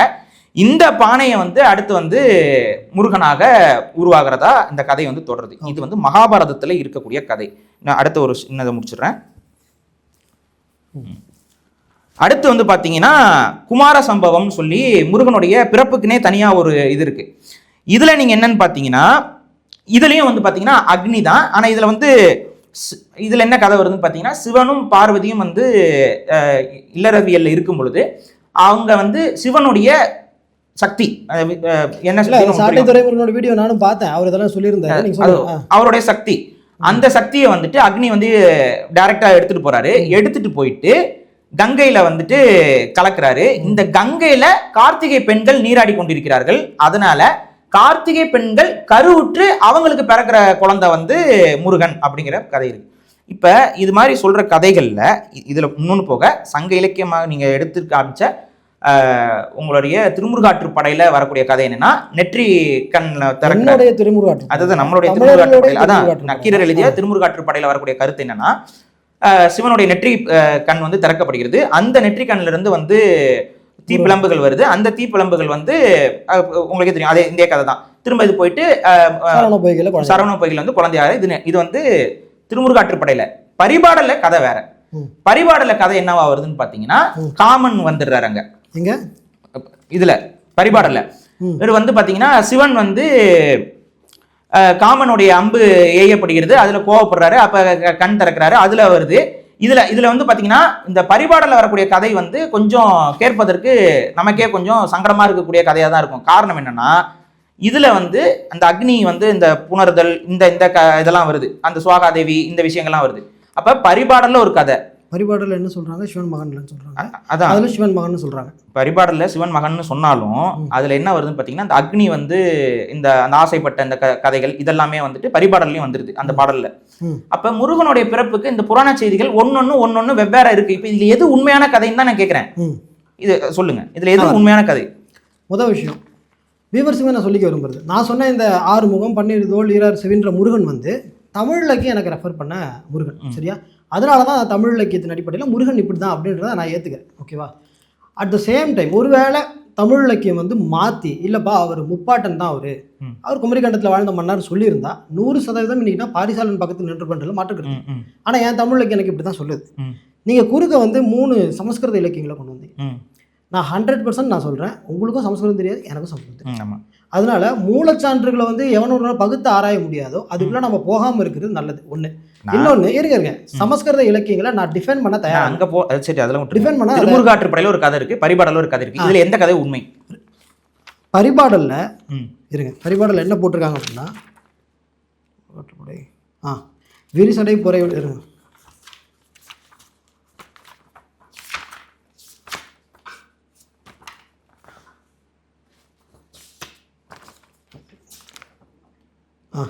விரிசடை பொறையுழுத்து விழுநிகர் மலரேய்ப்ப தனிவுற தாங்கிய தனிநிலை சலதாரி மணிமிடற்று அன்னர்க்கு மதியார பிறந்தோயினி. நீங்கள் என்ன கதை சொன்னீங்க பரிபாடலில்? பரிபாடலில் நான் சொன்ன கதை தான். அதான் என்ன கதை சொன்னீங்க சொல்லுங்கள். அதான் அந்த அக்னியோட அந்த சுவாகாந்த இந்த தேவி இந்த கான்செப்ட்லாம் அதில் வரும்.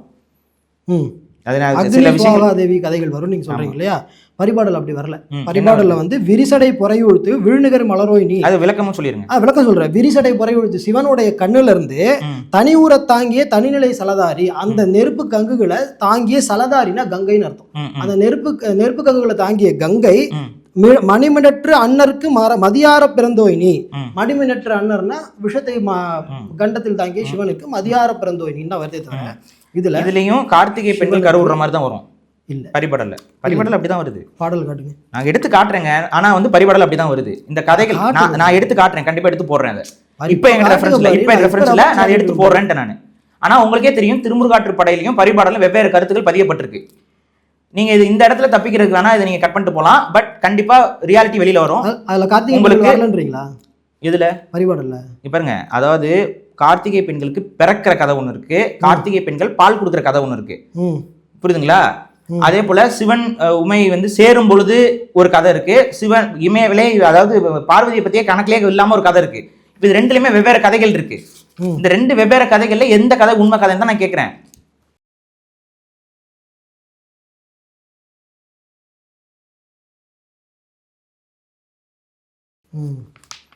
அது ரெண்டுமே ஒரே கதையா இருக்குன்னு நான் சொல்லிட்டு இருக்கேன். ரெண்டு வேற வேற கதை, ரெண்டுக்குமே டீடைல்ஸ் வேற வேறையா மாறுது. சின்ன டிஃபரன்ஸ் நீங்க வச்சு அப்ப அது எது உண்மைன்னு கேக்குறேன். நான் எது உண்மைன்னு தான் கேக்குறேன். எது உண்மைனா எனக்கு புரியல. ஏதாவது சின்ன டிஃபரன்ஸ்னா இருந்திருக்க வாய்ப்பு இருக்கு. ஆனா நான் படுத்தாத சொல்லனே, அது அவரோட நெற்றிக்கல்ல இருந்து வந்து கங்கையில விழுந்து அத வந்து இங்க பாருங்க, புராண செய்திகள்ல முன்னுக்கு பின் முரணான கருத்துக்கள் இருக்குன்னு நான் சொல்றேன். ஆனா அது சின்ன டிஃபரன்ஸ் இருந்தா தப்பு இல்ல அப்படிங்கிறீங்க. எப்படிங்க ஒரு உண்மையை சொல்லும் பொழுது முன்னுக்கு பின் முரணான கருத்துக்கள்? சரி ஓகே, நீங்க சொல்ற மாதிரி பரிபாடலும் திருமுருகாற்றுப்படையுமே வந்து ஆரிய கல்பனை எழுதுன்னு நான் புறந்தள்ளிறேன்னு வச்சுக்கோங்க.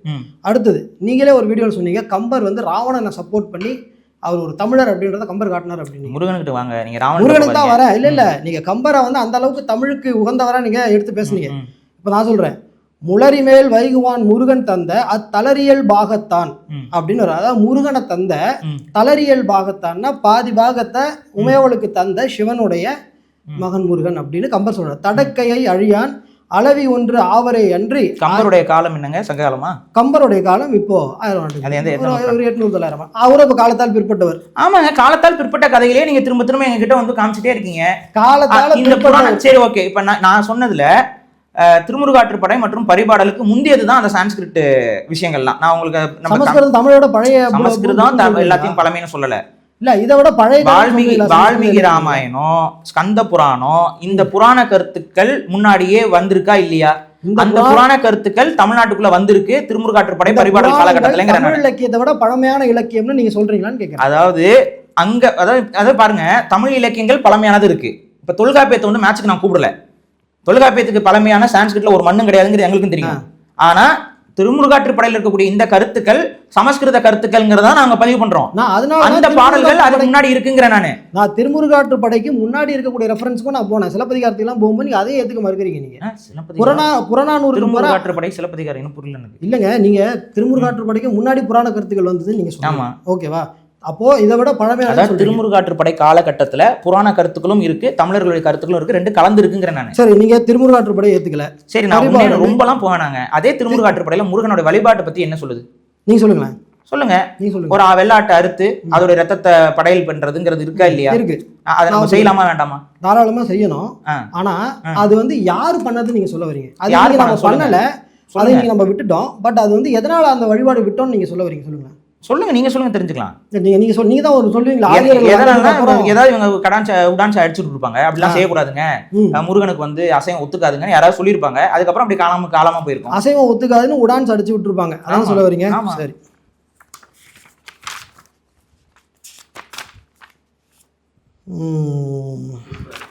இருங்க நான் வரேன். திருக்குறள்ல புலால் உண்ணாமை அப்படின்னு ஒரு அதிகாரமே. ஆடு பலி கொடுக்கக்கூடிய சடங்கு சங்க காலத்துல இருந்தது. பின்னாடி வந்த நம்மளுடைய தமிழ் புலவர்கள் உன்னுடைய ஊனை வளர்க்கறதுக்காக ஒரு உயிரை பலி கொடுக்காதடான்னு சொன்னதுனால அதை விட்டுருப்போம். ஒண்ணு. சரி, நம்ம விட்டுட்டோமா? இருங்க, நம்ம விட்டுட்டோமா? நம்ம விடல. ஆனா அதை சொன்னதுனால குறைஞ்சபட்சம் வழிபாடு விட்டுருப்பாங்க.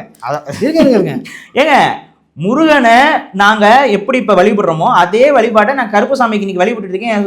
எங்களோட குலதெய்வத்துக்கு நான் வழிபட்டு இருக்கேன். எப்படி இந்த சாமிக்கு நான் இப்படி வழிபடும் போது அந்த சாமிக்கு நான் ஏன் வழிபடாம இருக்க போறேன்? சரி, அப்ப பெருங்கோயில் இருக்கக்கூடிய தெய்வங்களுக்கு நீங்க அதை தடுத்துட்டீங்க. இதுதான் உண்மை. யாரு தடுத்தா? எப்படி தடுத்தா? ஏதோ ஒரு காலத்துல தடுத்திருக்கீங்க. யாரு தடுத்தா? ஒரு ஆளா தடுத்திருப்பா, எல்லாரும் சேர்ந்து தடுத்திருக்கீங்க. பேச முடியாது பாரு, நீங்க போற போக்குல 10ஆம் பேசிட்டு இருக்கீங்க. யாரும் தடுத்தாங்க. என்னோட குலசாமிக்கு நான் இன்னைக்கு கிடா வெட்டுறேன், யாரும் தடுக்கல. ஏன்னா என்னோட குலசாமிக்கு நான் மட்டும் தான் உள்ள போய். குலசாமிக்கு யாரும் தடுக்கலன்னு சொல்லாதீங்க. குலசாமிக்கு அடுத்து நான் வரேன்.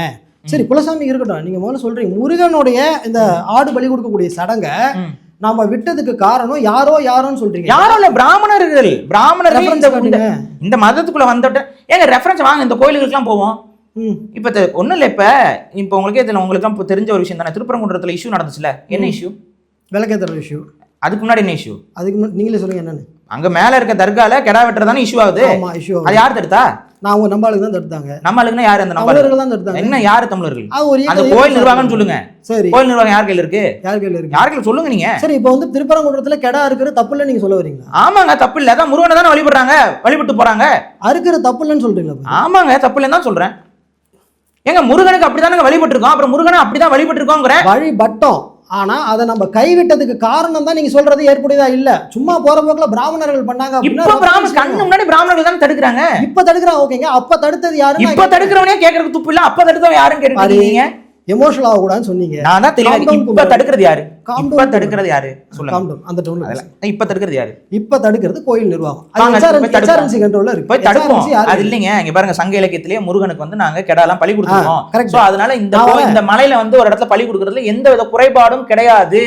சொல்லலாமே. நான் வரேன், பாரி கூட கெடா இருக்கிறதுக்கு நான் வரேன். ஆனா அதுக்கு முன்னாடி புலால் உண்ணக்கூடாதுன்னு சொல்ல வள்ளலாரியும், நீ வந்து உன் குலதெய்வத்துக்கும் சாமிக்கும் ஆடை அறுத்த அப்படின்னா உன் குலமே நாசமா போயிடும்னு சொன்ன சிவவாக்கியரையும் தூக்கி குப்பையில போடுறதுக்கு பாரிசாலன் தயாரா? அதாவது வையத்துள் வாழ்வாங்கு வாழ்வான் வானூரையும் தெய்வத்தில் வைக்கப்படும்ங்கிற குரலை நீங்க தூக்கி குப்பையில போட்டுருவீங்க. அதாவது அதுக்கு பொருள் என்னன்னா, இந்த வையத்தில் வாழ்வாங்கு வாழ்பவர்கள் வானூரே தெய்வத்துக்கு நிகரா வைக்கப்படுவார்கள்ங்கிற அந்த குரலை தூக்கி வச்சிருவீங்க. அதை வந்து கணக்கில் எடுத்துக்க மாட்டீங்க. ஆனா அந்த புலால் மறுப்பது பற்றியான குரட்பாக்களும் அது துறவுக்கு கீழே வரக்கூடிய ஒரு விஷயத்த நம்ம முழுமையா ஏற்கணும்ங்கிறீங்க நீங்க. ஏற்கலன்னு சொல்லுங்க. அதை வந்து அந்த கருத்தை நான் ஆமோதிக்கிறேன். துறவுக்கு அவர் சொல்றாரு. என்ன துறவுக்கு தான் துறவுக்கு கீழே தான் அது வருது. எப்படி துறவுக்கு எப்படி வருது சொல்லுங்க. அது துறவுக்கு கீழே தானுங்க அது எழுதப்பட்டிருக்கு. அதுல இருக்கக்கூடிய அந்த ஒவ்வொரு குறள் நீங்க எடுத்து படிங்க. அதுல என்ன சொல்லியிருக்காரு? ஒவ்வொரு குறள். ஆமா, இல்ல இருங்க, துறவிகளா இருக்காங்களே இங்க திருடுறாங்க, அதுதாங்க பிரச்சனை. இல்ல நீங்க முதல்ல மட்டும் தான் புலால் உண்ணாமை வருது நீங்க சொல்லல. சரி, அது மட்டும் தான் இல்லைங்க, எங்க எதுக்கு சொல்லப்படுறதுங்கிறதையும் சேர்த்து பார்க்கணும்ல. நான் வீவர்ஸ் கிட்டயும் தெளிவா ஒரு விஷயத்தை சொல்லிக்கிறேன். துறவுக்கு கீழே வந்து புலால் உண்ணாமை வள்ளுவர் சொல்லியிருக்காருன்னு சொல்றாரு. இப்போ முருகனை சித்தர் நீங்க தான் சொன்னீங்க. அப்போ ஒரு துறவி தானே, அவருக்கே கடா இருக்கணும். அதாவது இப்ப இங்க வந்தீங்களே, இப்ப என்னன்னா முருகனை பொறுத்த வரைக்கும் அவரு சித்தர் தான். ஆனா அவரு உயிர்கொள்ளாமை போதித்த சித்தர் கிடையாது. ஏன்னா முருகன் போர் பண்ணி சண்டை போட்டுருக்காரா இல்லையா? துறவிகள் வந்து நீங்க துறவினாவே புலால் மறுப்பவர்கள் யாருங்க உங்களுக்கு சொன்னா? நீங்க தாங்க சொன்னீங்க. அதாவதுங்க வள்ளுவருடைய கருத்து காலகட்டம் என்னங்கிறதையும் சேர்த்து நீங்க பாருங்க. முருகனுடைய காலகட்டமும் வள்ளுவர் காலகட்டம் ஒண்ணா? வள்ளுவரோட காலகட்டத்துக்கு போறீங்களா? சொல்லுங்க. வள்ளுவருடைய காலகட்டம் 2000 ஆண்டுக்கு முன்பு. இந்த 2000 ஆண்டுக்கு முன்பு உங்களுக்கே நன்றாக தெரியும், சமணமும் பௌத்தமும் தமிழகத்துக்குள்ள செழித்தோங்கிய மதங்களாக இந்த மண்ணில் அவர்களுடைய கருத்துக்களும் உள்ள வந்து அவர்களுடைய உயிர்கொள்ளாமை கோட்பாட்டுகள்லாம் இங்கே உயரத்துல இருந்த காலம். அப்ப அவங்களுடைய நல்ல விஷயமாக இருக்கக்கூடிய உயிர்கொள்ளாமை கோட்பாட்டை தமிழர்களும் ஏற்று பின்பற்றி வந்திருக்கிறோம். அதுல எல்லாம் எனக்கு மாற்று கருத்து இல்ல. ஆனா அதே தமிழ், இப்ப நான் முருகனையும் கும்பிடுறேன், நான் என் குலசாமியும் கும்பிடுறேன். நான் என் குலசாமிக்கு கெடா வெட்டி கும்பிடும் பொழுது நான் கும்பிடுற முருகனுக்கு என்னால அதை செய்ய முடியலன்னா ஏதோ ஒரு காலத்துல எனக்கு அங்க ஒரு தடை என்பது உருவாகி இருக்குங்கிறதா நான் இங்க பதிவு பண்றேன். இப்ப அதே கோயில்கள்ல அந்த வழிபாடு உருவாக்குனான்னு அது பிராமணர்கள் பண்ணிட்டாங்கிற நானு ஆதாரம். இப்ப பண்றதா பிராமணன், அன்னைக்கு பண்ணது பிராமணன் கிடையாது அப்படின்னா என்ன? இப்ப பண்ணது பிராமணன். ஹெச்ஆர்என்சி போயிருக்குதுங்க கோர்ட்டுக்கு. நீங்க எனக்கு பிராமணன் ஹெச்ஆர்என்சி வந்து இப்ப இந்த ஹெச்ஆர்என்சி யாருடைய பேச்சு இருக்குதா? பிராமணர்கள் தடுக்கிறாங்க கூட விட்டுருங்க. மேல கெடா இருக்க கூடாதுன்னு போராடணும் அத்தனை பேருமே பிராமணா? மேல கெடா வெட்டினவன் அத்தனை பேருமே முஸ்லீமா? ஆமா முஸ்லீம் இல்ல இல்ல இல்ல தமிழர்களும் அங்க அறுத்து கொண்டிருந்தார்கள். சரி, இப்ப அறுக்க கூடாதுன்னு சொல்ற தமிழர்கள் இஸ்லாமியத்தை பின்பற்றுபவர்களும் இஸ்லாமியத்தை பின்பற்றாதவர்களுமே இன்னொன்னு சொல்றேன், தர்கால கெடா வெட்டுறதுங்கிறது இஸ்லாமிய மரபுக்குள்ளே வராது. அதுவே தப்பு. அவங்க வழிபாடே இல்ல. அது அவங்க வழிபாடே இல்ல. அது ஏதோ ஒரு காலகட்டத்துல அது அவங்களோட போய் இணைக்கப்பட்டு ஏதோ குழப்பி வைக்கப்பட்டிருக்கு. கெடா வெட்டுறது, அந்த மலைக்கு மேல வெட்டுறது ஏதோ ஒரு முந்தைய வழிபாட்டு வடிவம். அது சிக்கந்தர் ஷான்னு சொல்லி இப்ப இருக்கக்கூடிய ஒரு அரசனோட போய் கலந்து வச்சு ஏதோ ஒன்று குழப்பி வச்சிருக்காங்க. அதை நம்ம தெளிவா நான் பேசியிருக்கேன்னு வைங்க. ஆனா கெடா வெட்டுற மரபுங்கிறது முருகனுக்கு இருந்துச்சு. அதுல எனக்கு மாற்று கருத்து இல்ல. அந்த மரபை வந்து நம்ம திரும்ப கொண்டு வருவோமே, அதுல எந்த தவறும் இல்லையா தான் சொல்றேன். எனக்கு அந்த மாற்று கருத்து இல்ல. அதுதான் சரி, அது கொண்டு வருவோம். ஆனா தமிழர்கள் அதை ஏன் விட்டாங்கன்றதுலாம் எனக்கு மாற்று கருத்து இருக்கு. நீங்க கெடா வெட்டுற தமிழர்கள் முழுமையா விடலைங்க. கோயில்கள்ல விட்டாங்க. கோயில்ல விட்டாங்க. இன்னைக்குமே கோயில்ல பலிபிடம் இருக்கா இல்லையா? விட்டாங்க. கோயில்ல பலிபிடம் இருக்கா இல்லையா? பலிபிடம் ஆட இருக்கிறதுக்குலாம் ஒண்ணும் கிடையாது. பலிபிடம் இருக்கா இல்லையா? பலிபிடம் இருக்கு. அது ஆட இருக்கிற தேங்காய் உடைக்கிறதுக்கு இன்னைக்கு பயன்படுது. ஒரு பலிபிடம் இருக்கு. நீங்க திருமுருகாற்றுப்படையில ஆட வெட்டக்கூடிய சடங்கு இருக்குன்னு சொல்றீங்க. அட் த சேம் டைம் அதை நம்ம விட்டது காரணம் பிராமணர்கள் சொல்றீங்க. அதுக்கு ரெஃபரன்ஸ் காட்டுங்கன்னா நீங்க காட்ட மாட்டேங்க. அதுக்கு ரெஃபரன்ஸ் இப்ப கண்ணு முன்னாடி நிதர்சனத்துல நான் காட்டுறேன். ஆனா அதுக்கு ரெஃபரன்ஸ் நான் வந்து பிராமணர்கள் தடுக்கல பாரு. மக்களே சேர்ந்து போராடிட்டு அவ்வளவு பெரிய கூட்டம் அங்க ஆட இருக்க கூடாதுன்னு போய் நின்னுச்சு. அத்தனை பேரும் பிராமணன் சொல்ல வரீங்களா? இன்னைக்கு நேத்தாங்க மக்கள் இருக்காங்களா? நீங்க இந்த கெடா வெட்டுறது இன்னைக்கு நேத்தா ஆரம்பிச்சாங்களா? சொல்லுங்க. கோயில்ல கடை வெட்டுறது இன்னைக்கு வந்து ஆரம்பிச்சாங்க. அது திருப்பரங்குன்றத்தை ஆரம்பிச்சு இன்னைக்கு நேரத்தை ஆரம்பிச்சாங்க. அதாவது அப்ப இந்த சிக்கந்தர் சாங்கிறது வந்து இந்த தர்காங்கிறது, இந்த தர்கால இருக்கக்கூடிய அந்த கெடா வெட்டுற இடம்ங்கிறது எல்லாமே வந்துட்டு நேத்து தான் வந்து யாரோ வந்து வச்சுட்டு போயிட்டாங்க. அப்ப காலகாலமா அந்த கெடா அறுத்துட்டு இருந்தா நீங்க ஒத்துக்கிறீங்க? ஆமா, அந்த இடத்துல கெடா வெட்டினா அதுக்கப்புறம் அது இஸ்லாமியர் கைக்கு போயிருச்சு. இவ்வளவுதான் விஷயம். அந்த இடத்துல கெடா வெட்டுறது பழக்கம் தமிழர்களுடையதுதான். அதனால தான் இன்னொரு கொடுமையிலும் கொடுமை என்னன்னா, அந்த சிக்கந்தர் சாங்கிறவருக்காக வேண்டிக் கொள்ளக்கூடியவர்கள் வந்து பாத்தீங்கன்னா இஸ்லாமியர்களும் இருக்காங்க, சக தமிழர்களும் இருக்காங்க. சரி, நீங்க ரெண்டு பேரும் தான் போய் நேர்ந்து கூட்டிட்டு இருந்தாங்க. அது வந்து உங்களோட தனிப்பட்ட கருத்து. அது ஆதாரம்லாம் இருக்கு. அது தனி டிபேட்டா போயிடும். அது தனி டிபேட்டா போயிடும். இங்க இன்னைக்கு கோயில்களுக்குள்ள, எங்களுடைய கோயில்களுக்குள்ள, என்னுடைய கருப்பசாமி கோயில்களுக்குள்ள, என்னுடைய சுடலைமாடன் கோயில்களுக்குள்ள, என்னுடைய காளி தெய்வங்களுக்குள்ள இன்றளவும் பலி கொடுக்கக்கூடிய சடங்குகள் நடந்து கொண்டுதான் இருக்கு. ஆனா இந்த சடங்குகள் உங்களுடைய ஆகம விதிகளுக்குள்ள வரல. அப்ப இந்த ஆகம விதிகளை தூக்கி பிடிச்சிருக்கக்கூடிய பிராமணர்கள் தான் இந்த மாதிரியான சடங்குகள் எல்லாத்தையும் உள்ள தடுத்திருப்பாங்க அப்படிங்கிறோம். ஆனா நீங்க இல்ல அவங்க தடுக்கலன்னு அவங்களுக்கு தான் வரைஞ்சு கட்டிட்டு சப்போர்ட் பண்றீங்க. அவன் தடுக்கல, நான் வரைஞ்சு கட்டிட்டு அவன் தடுத்ததுக்கு ரெஃபரன்ஸ் காட்டுங்க. இப்பவே அவன் தான் தடுக்கிறான். அப்ப மட்டும் அவன் தடுக்காம இருந்திருப்பானா என்ன புரியல. சரி இருங்க, இப்ப எந்த பிராமணன் அங்க போய் அறுக்க கூடாதுன்னு சண்டை போட்டான்? பிராமணர்கள் அப்படிலாம் வெளியே வந்து சண்டை போட மாட்டாங்க. கமுக்கமா எல்லா வேலையும் அவங்க பண்ணிட்டு தான் இருக்காங்க. இது பாக்குறவங்களுக்கும் தெரியும். அது உங்களுடைய தனிப்பட்ட ஒரு ஜாதிய துவேஷம். நீங்க திரும்ப ஒரு ஜாதி மேல துவேஷத்தை பரப்பி. நான் கேட்டது ஒண்ணே ஒண்ணுதான். நான் கேட்டது புராணத்துல அக்னிக்கு பிறந்தவர் முருகன் ஒரு கதை இருக்கு. நீங்க அங்க சிவனுக்கு பிறந்தவருக்கு வந்தீங்க. அதுதான் சிவனுக்கு பிறந்தவர் இன்னும் ரெண்டு கருத்து இருக்கு. இதுல எந்த கருத்து பொய்ன்னு மட்டும் சொல்லுங்க. அக்னிக்கு பிறந்தவர் இல்லன்னு நான் சொல்றேன். பரிபாடல் சொல்லுது ஆலமர் அவர் நெற்றிக்கண்ணுல பிறந்தாரு. அப்ப மகாபாரதம் பொய்ன்னு சொல்லுங்க. மகாபாரதம் நான் ஏத்துக்க மாட்டேன். ஏன்னா எனக்கு சமஸ்கிருதம் மகாபாரதம் ஏத்துக்க மாட்டீங்கல்ல. சமஸ்கிருத மகாபாரதத்தை பாலிடாக்ஸ் வந்து புறக்கணிக்கிறார். அதுல இருக்கக்கூடிய கருத்துக்கள் தவறுன்னு ஒத்துக்கிறார். இது அவருடைய கருத்து. மகாபாரதம் சமஸ்கிருதத்தில் இருக்கக்கூடிய இலக்கியங்கள் எனக்கு சமஸ்கிருதம் தெரியாது. அதனால அதை டிஃபெண்டும் பண்ண மாட்டேன். அதை நான் அலிகேட்டும் பண்ண மாட்டேன். ஓகேவா? அத கடந்து போய் வாதத்துக்குள்ள அதெல்லாம் கொண்டு வரது. அத கடந்து போயிருவீங்க. நான் சொல்றேன், ஏன் தமிழ்ல முருகனை பத்தி ஒன்னு சொல்லுது. அந்த தமிழ்லயே திருமுருகாற்றுப்படை ஒன்னு சொல்லுது, பரிபாடல் ஒன்னு சொல்லுது. பரிபாடல் சொல்ற ரெஃபரன்ஸ் நான் எடுத்து காட்டிறேன். நான் எடுத்து போட்டு காமிச்சு விளக்கம் கொடுத்துறேன். நான் உங்களுக்கு இப்ப காட்டுறேன் பாரு ரெஃபரன்ஸ். நீங்க இப்ப எடுத்து வச்சிருக்கிறது உங்களுக்கு சாதகமா எடுத்து வச்சிருக்கீங்க. என்னோட கருத்துக்களை நான் எடுத்து காட்டுறேன்னு சொல்லிட்டேன். பரிபாடல் புலவர் பாலிகாஸ் இந்த வீடியோ டெலிகாஸ்ட் ஆகும்போது அந்த கருத்து அங்க வந்திருக்கும். என்னங்க பேசிட்டு இருக்கீங்க? பரிபாடல் புலவர் வந்து திருமுருகாற்றுப்படையும் பரிபாடலும் இரண்டு வேறு கருத்துக்களே சொல்லுது. முருகனோட பிறப்பு அது உண்மை நிதர்சனம். ஆனா அதுலயுமே உங்களுக்கு வந்து உடன்பாடு இல்லாம தான் நீங்க கடந்து போறீங்க. இப்ப நான் சொல்றது என்னன்னா, என்னோட இந்த புராண இதிகாசத்தை எல்லாத்தையுமே புறம் வச்சுக்கிட்டு தான் முருகனை பார்க்கணுங்கிறது என்னுடைய பார்வை. இதுல என்ன உங்களுக்கு பிரச்சனை தான் எனக்கு புரியல. இந்த புராண கருத்துக்கள், இந்த இதிகாச கருத்துக்களை எல்லாம் தூர வச்சுட்டு முருகனை எனது முன்னோனாக நான் பார்க்கிறேன். அந்த அடிப்படையில் நான் எப்படி என்னோட குலசாமி நான் வழிபடுறனோ, சரி ஓகே. கண்ணகி நீங்க வந்து கண்ணகி மனிதர்னு சொல்லுவீங்களா இல்ல முருகனை வந்து முன்னோன் முப்பாட்டன் எங்க சொல்லியிருக்காங்க? முருகனை கடவுள் தான் சொல்றாங்க. ஆனா எங்களோட கடவுள்னா என்ன சொல்லுங்க, சொல்லுங்க. கடவுள்னா என்ன சொல்லுங்க. நீங்க கேள்விக்குள்ளே போகாதீங்க பாருங்க. கடவுள்னா என்னங்க சொல்லுங்க. பதிலே சொல்லாம நீங்க தமிழ் இலக்கியங்கள்ல கடவுள்னா என்ன? நீங்க பதிலே சொல்லாம அடுத்த கேள்விக்கு எஸ்கேப் ஆயிட்டே போய் சரி. தமிழ் இலக்கியத்தை கடவுள்னா கடந்து உள் செல்லுதல் நீங்க ஒரு விளக்கம் கொடுப்பீங்க. எந்த நிகண்டுல அப்படி விளக்கம் இருக்கு சொல்லுங்க. உங்களுக்கு எந்த நிகண்டுகள்ல இருக்க விளக்கம் இதுதான். கடவுள்னா என்னன்னு பாரியோட தனிப்பட்ட கருத்து எனக்கு வேண்டாம். கடந்து அந்த தனிப்பட்ட கருத்து ராத்திரியில வானம் பார்த்தா வாணன், தமிழ் தேசியம், அப்புறம் கும்ப கர்ணன்னு சொல்லுவீங்க, அப்புறம் வந்து தேவ யானைன்னு சொல்லுவீங்க. கடந்து உள் செல்லுதல் கடவுள்னு சொல்லுவீங்க. நான் சொல்றது எனக்கு நிகண்டுகள் வேணும் அல்லது இலக்கிய ஆதாரங்கள் வேணும். இப்ப நீங்க என்ன சொல்றீங்கன்னா, அப்ப மனிதன் அப்படின்னு சொல்றது தவறுங்கிறீங்க. ஆமா, முருகன் மனிதன் கிடையாது 100%. ஆனா சிவன் மனிதன். சிவன் மனிதன் கிடையாது. யார் மனிதன் கிடையாதா? கிடையாது. மனிதன் சத்தியமா கிடையாதா? கிடையாது. சத்தியமா கிடையாது. உண்மையா கிடையாது. அது மாத்தி பேச மாட்டீங்கல்ல. சொல்லிட்டாரு சிவன் வந்து மனிதன் கிடையாதுன்னு அவர் ஒத்துக்கிட்டு இருக்காரு. இப்ப அவருக்கு நம்ம ஒரு கேள்வியை வைப்போம். அந்த கேள்வியில வந்து நீங்களே இன்வால்வ் ஆகுறீங்க. ஸோ சில ஆதாரங்களை காட்ட வேண்டியது இருக்கு. நீங்க அப்படியே நேகா டைவர்ட் ஆயிட்டீங்க. இல்ல டைவர்ட்லாம் இல்ல. இப்ப நீங்க இந்த கருத்துக்குள்ள வந்துட்டீங்க. அதை அப்படியே கொண்டு நீங்க இப்படிதான் டைவர்ட் பண்ணிட்டே போயிட்டு இருக்கீங்க. நீங்க டைவர்ட்லாம் இல்லைங்க. நான் ஒண்ணும் இல்லை. இருங்க, நான் ஒரு சின்ன ஒரு சந்தேகம் மட்டும் கேட்டுக்கிறேன். நீங்களா இது? நான் தான். இது எங்க இது? ஈஷா யோகா சென்டர்ல.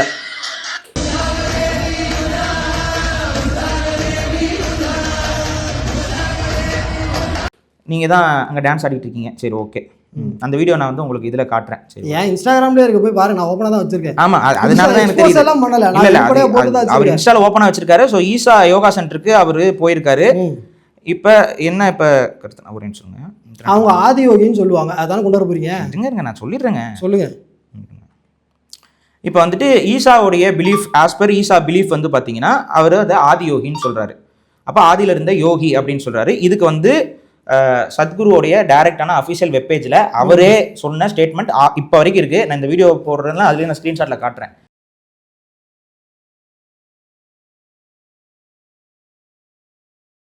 அதில் மிக தெளிவாக சத்குருவோடைய டைரக்டான சொல்களில் அதை எழுதியிருக்கிறாங்க. அதில் உங்களுக்கு சத்குருவோட கதை அவர் என்னன்னு சொல்லியிருக்கான்னு தெரியும். ஆதியோகி பத்தி தெரியும் தானே? நீங்களே படிச்சிடுறீங்களா? அவங்க அந்த நிகழ்ச்சிக்கு என்ன கூப்பிட்டாங்க, நான் போனேன், அவ்வளவுதான். அவங்களோட கருத்துக்கள் என்ன? சரி ஓகே, இருங்க. இதுல வந்து பாத்தீங்கன்னா சிவன், அதாவது இந்த ஆதியோகி அப்படிங்கிற அந்த நபர் வந்து டான்ஸ் ஆடிட்டு இருக்காரு. அதை வந்து உலகத்தில் இருக்கக்கூடிய மக்கள்லாம் வந்து வியந்து பார்க்குறாங்க. ஒரு எக்ஸ்டேசியில் அவர் டான்ஸ் ஆடுறாரு. இது எல்லாத்தையும் அவர் சொல்லியிருக்காரு. அடுத்து அதில் வந்து பார்த்தீங்கன்னா ஒரு 7 பேர் மட்டும் சீடர்கள் வந்து பார்த்துட்டு இவர்கிட்ட ஏதோ இருக்குது அப்படின்னு சொல்லிட்டு அவங்களுக்குள்ள நடக்கிற கான்வர்சேஷனாக சத்குருவோட அந்த இதில் எழுதியிருக்காரு. இந்த 7 பேரும் இந்த மனிதனிடம் இந்த மனிதனிடம் இருப்பதை கற்றுக்கொள்ள வேண்டும் என்று பிடிவாதமாக இருந்தனர் அவரே தெளிவா பண்றாரு. சோ அங்கிருந்த சப்த ரிஷிகள்னு சொல்லக்கூடிய அந்த 7 பேரும் சிவனை இந்த மனிதனிடம் அப்படின்னு சொல்லி மனிதனாக இன்னைக்கு வரைக்கும் சத்குரு, இது சத்குருவோட பல பாட்காஸ்ட் பல வீடியோஸ்ல எல்லாம் சத்குரு வந்து சிவபெருமானை மனிதன் என்று பல முறை பதிவு செய்திருக்கிறார். கருத்துக்களை பாரிசாலன் ஏத்துக்கிறாரா? சத்குருவோட கருத்துக்களை நீங்க ஏத்துக்கிறீங்களா? ஏத்துக்காம தான் போய் ஆடிட்டு வந்தீங்க. அவங்க நிகழ்ச்சி உங்களை கூட தான் கூட்டம் வந்துட்டீங்க, அதுக்காக ஏத்துக்கிட்டீங்களா என்ன? அதாவது வந்து இல்ல, எதிரா இருந்துகிட்டு போய் டான்ஸ் ஆடிட்டு வந்தீங்க. 1000 வருஷமா இருக்கக்கூடிய தமிழ்ல கிங் சொல்றதை ஏத்துக்க மாட்டாரா? சத்குரு சொல்றதை சத்குரு சொல்ற தப்புன்னு சொல்லிருங்க. தப்பு தானே ஓபனா சொல்றேன். சரி ஓகே, அவரோட கருத்துக்கள் தெளிவா சொல்லிட்டாரு. சத்குரு கருத்துக்களோட நான் ஈஷாவை நடத்தக்கூடிய சத்குரு என்பவர் சொல்லக்கூடிய அந்த கருத்தை பாலிடாக்ஸ் முழுமையாக மறுக்கிறார். நான் இப்ப சொல்றேன், ஈஷானுடைய சத்குரு அவர்கள் சொன்ன கருத்தை பாரிசாலன் அவர்கள் முழுமையாக ஏற்கிறார். இந்த மனிதன்கிற கருத்தை நான் ஏற்கிறேன். அதான் சத்குரு கருத்தை அதை நான் பலமுறை பதிவே பண்ணிருக்கேன். இந்த மனிதன்ற கருத்தை மட்டும் நான் எதிர்க்கிறேன். ஓகே, இந்த மனிதன்கிற கருத்தை நான் ஏற்கிறேன். இவர் அந்த மனிதன்கிற கருத்தை எதிர்த்துட்டு மனிதன் சொல்லக்கூடிய சத்குருவோட இடத்துக்கு போயிட்டு இவரு வழிபாடும் பண்ணியிருக்கிறார். அதுக்கான ஆதாரத்தை காட்டிட்டேன். அதுக்காக எல்லா கருத்தையும் சண்டை. சரி, இப்ப இதை விடுங்க. நீங்க சங்க இலக்கியத்துல டான்ஸ் எல்லாம் ஆடி இருக்கீங்க, எந்த ஒரு ஏற்பாடும் இல்லாம பக்தி மார்க்கமா தானே ஆடிட்டு இருந்திருக்கீங்க. பக்தி மார்க்கமா தாங்க. அதுதாங்க உங்களுக்கு. அதாவது ஏத்துக்காமே பக்தி வருது. ஆனா எனக்குலாம் ஒரு விஷயத்தை ஏத்துக்கிட்டாதான் பக்தி வரும். கிடையாது. நான் வந்து சங்க இலக்கியங்களை ஏத்துக்கிட்டதால சிவனுக்கு அங்க போய் டான்ஸ் ஆடினேன். அதுல சத்குரு வந்து ஒரு சங்க இலக்கியத்தை ஏத்துக்கிட்டதுனால சிவனுக்கு நீங்க இதுல ஆதியோகி கிட்ட போய் டான்ஸ் ஆடினீங்க. ஆமாம். சரிங்க, சரி சரி. Witnessing an individual human in union with the cosmos, they called him a yogi, as he was the first one, the Adi Yogi. அங்கே இருக்கிறத சிவன் நான் ஏற்றுக்கிறேன், சரிங்க, ஓகேவா? சரி, நீங்கள் சத்குருவோட கருத்துக்குள்ளேயே நீங்கள் இருங்க. நான் சரி. சொல்கிறது சங்க இலக்கியத்தில் முப்பாட்டன்னு முருகனை எங்கே சொல்லியிருக்காங்க? நாங்க என்ன சொல்றோம்னா, நாங்க வழிபடக்கூடிய அத்தனை தெய்வமே எங்களோட பிறந்தவர்கள் தான் நான் சொல்றேன். உங்களோட பிறந்தவர் சங்க இலக்கியம் சொல்லலையே. சங்க இலக்கியம் சொல்லணும்னு அவசியம் இல்ல, இது புரிதல்.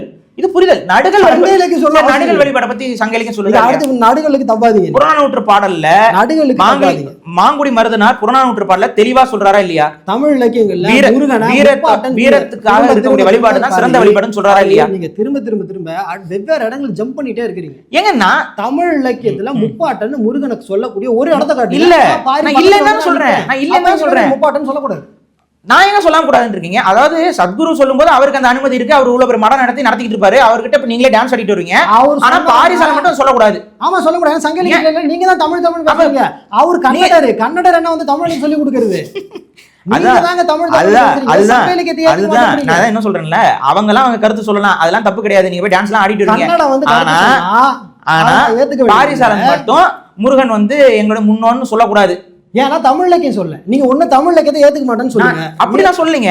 தமிழ் இலக்கியத்தில் இருக்கக்கூடிய கருத்துக்களை நாங்கள் உள்வாங்குகிறோம். ஆனா தமிழ் இலக்கியத்தில் இருக்கிறது மட்டும்தான் எங்களுக்கானது. நாங்க சுருக்கி கோவம்ல ஆறுமுகம் சொன்னா உள்வாங்க மாட்டீங்க. சிவன் அது பிற்காலத்துல வந்ததை எடுத்துட்டு திரும்ப திரும்ப வரீங்களே. சங்க இலக்கியங்கள் நீங்க அதான் சொல்றேன், கெடா வெட்டி வழிபட்டு இருக்காங்க, அதை வாங்க வழிபடுவோம். அது பட்டாங்கன்னு ஒத்துக்கிறேன் பண்ண மாட்டேங்க. அதுல இருந்து வெளியே வந்ததுக்கு காரணம் நீங்க யாருங்க வெளியில வர்றது? ஏங்க வெளியில வரணும்? வாங்க திரும்ப வழிபடுவோம்.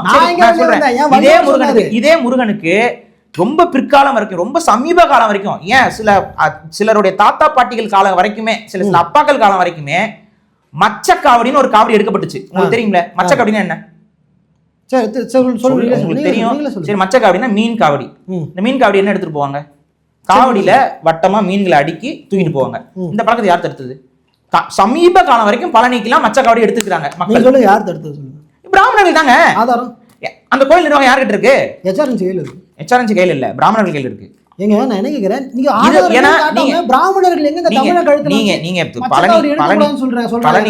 முருகனுக்கு நீங்க பண்ண ஒரு துரோகம் இருக்கே அப்பா. அது நீங்க வந்து விஜயநகரத்துக்கு போக பாருங்க. விஜயநகரம் நாயக்கர் திருமலை நாயக்கருக்கு போக நீங்க போயிருக்கீங்க. அதான் சொல்றேன், ஆதாரத்தை காட்டித்தானே ஆகணும். என்ன சுகீஷன் sir, this is for you. தெரியுதா? இது என்ன தெரியுதா? பழனி தல வரலாறு. பழனியோடைய தல வரலாறு. இந்த புத்தகத்தை வெளியிட்டது வந்து பழனியோடைய அது அவங்களே தான், அந்த பழனியோட கோயில் நிர்வாகமே தான் தேவஸ்தான வெளியீடு. இந்த வெளியீட்டுல வந்து பாத்தீங்கன்னா திருமலை நாயக்கர் தலவாய் ராமப்பையன் கொடுத்த பட்டயம் வந்து இருக்கு. இந்த பட்டயம் உங்களுக்கு நினைப்பு இருக்கும்னு நினைக்கிறேன். ஏன்னா நீங்க இந்த பட்டயத்தை படிச்சிருக்கீங்க. இந்த பட்டயத்தை வைத்து நீங்க வந்து ஒரு கருத்தும் பதிவும் பண்ணியிருந்தீங்க. அந்த கருத்து வந்து வீடியோ இருக்கு, அதை நம்ம எடுத்து காட்டுறதுக்கு நான் தயார் இருக்கேன். என்கிட்ட போன்லயும் இருக்கு, அது யூடியூப்ல இருக்கு, அது இப்போ வரைக்கும் இருக்கு. So no issues. ஸோ இப்போ அதுல அவர் நீங்க சொல்ற கருத்து என்னன்னா, இந்த பட்டயத்தை நீங்க முழுசா படிச்சிட்டீங்க தானே, அதெல்லாம் மாற மாட்டீங்கல்ல. இந்த பட்டயத்துல அவங்க எந்த சாதினையும் குறிப்பிடலன்னு சொல்லியிருப்பீங்க அந்த வீடியோல. இல்ல, எந்த சாதியும் குறிப்பிட சொல்லியிருக்கீங்க. சரி, எடுத்து காட்ட முடியும். சரி, சொல்லுங்க. சரியா? இதுல எந்த சாதினையும் குறிப்பிடல. ஆனா இந்த பட்டயத்துல வந்து நீங்க இப்போ கூட எடுத்து படிச்சுக்கலாம். இந்த பட்டயத்துல வந்து இவர்கள் வந்து பண்டாரர்கள்ங்கிற குறிப்பும் இருக்கு, அதே போல பிராமணர்கள்ங்கிற ஒரு குறிப்பும் இருக்கு. பிராமணர்கள் இங்க உள்ள வந்திருக்காங்கிறதுக்கும் இந்த பட்டயமே வந்து சாட்சியாக இருக்கு. நம்ம சுகி ப்ரோ சொன்ன அந்த செப்பு சாசனத்தோடைய காப்பி என்கிட்டயே இருக்கு. இந்த செப்பேட்டை நான் ஃபுல்லா படிச்சிட்டேன். இதுல பண்டாரம் தாழ்ந்த ஜாதின்னு அவங்க தீண்டத்தகாதவங்க, அதனால அவங்க கையால திருநீர் வாங்க கூடாது அப்படின்னும் இல்லைங்களே. இவ்வளவு ஏன் பூஜை பண்ணவரு எந்த கம்யூனிட்டினே இதுல போடல. அதெல்லாம் ஒண்ணு எழுதலைங்க.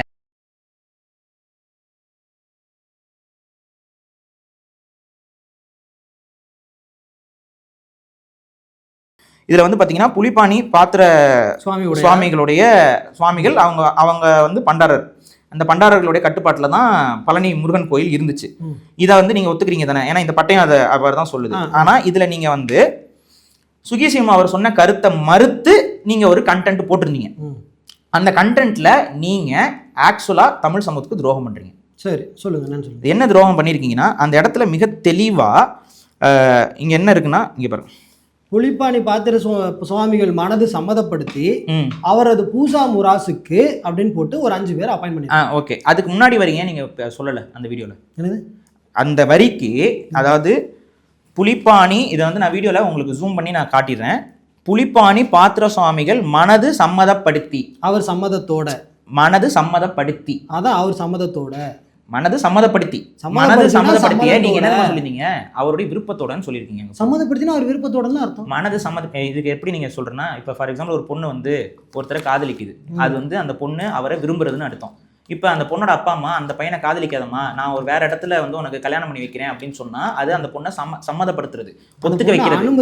அது ஒத்துக்க வைக்கிறது. அப்ப இதுல மிக தெளிவாக புலிப்பாணி பாத்திர சுவாமிகள் மனது சம்மதப்படுத்திட்டு இருக்கிறத நீங்க விருப்பம்னு சொல்லி பொருள் கொடுத்துட்டு போறீங்க. அதாங்க பொருள். அதுக்கு சரி மனதை சம்மதப்படுத்தி. இருங்க நான் சொல்லிடுறேன். அடுத்து என்ன சொல்றீங்கன்னா, இங்க வந்து தீண்டாமைக்கான எந்த ஆதாரமும் இல்லை இந்த செப்பு பட்டயத்துலன்னு நீங்க தெளிவா சொல்லியிருக்கீங்க. இதுல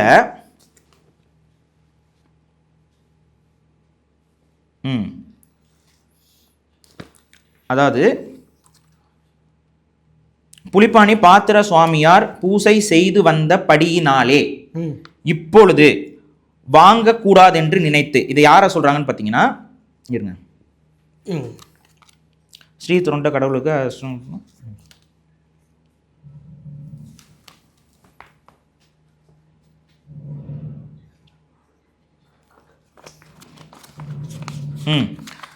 பாத்திர சுவாமியார் பூசை செய்து வந்த படியினாலே இப்பொழுது ராமப்ப ஐயர் அவர்கள் அவர் கையினாலே தீர்த்த பிரசாதம் வாங்கக்கூடாது என்று நினைத்து பாளையக்காரரும் ராமப்ப ஐயர் அவர்களும் புலிப்பாணி பாத்திர சுவாமிகள் மனது சம்மதப்படுத்தி அவருடைய பூசை முராசுக்கு குமாஸ்தாவாக பூஜை பரிகாரத்துக்கும் கொங்கு தேசத்திலிருந்து கொடுமுடி சரஸ்வதி ஐயன் அப்படின்னு சொல்லி இந்த பட்டயம் போகுது. அந்த பட்டயம் காட்டுங்களா?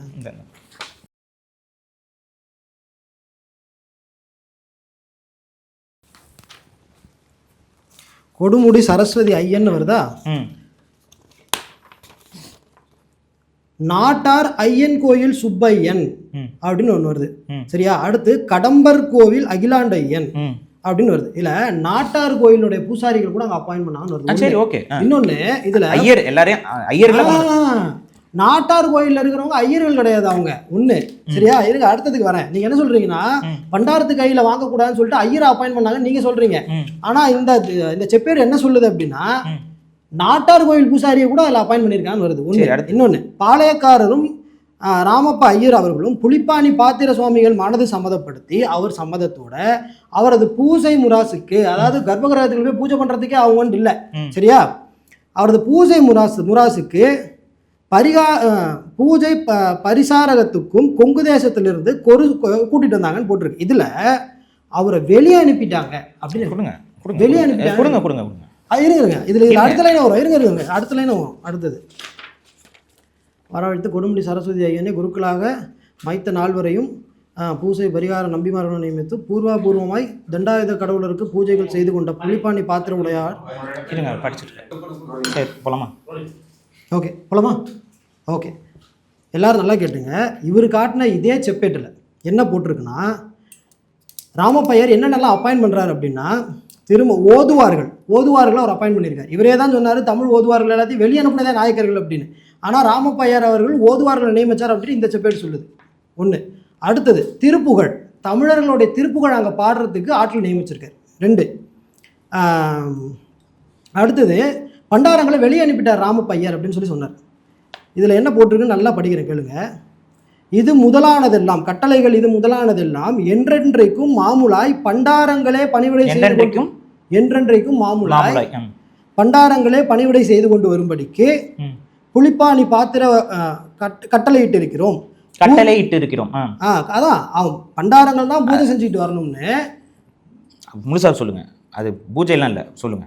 அதாங்க போட்டிருக்காங்க, பணிவிடை செய்து கொண்டு வரும்படி. பணிவிடை வேற, பூஜை வேற.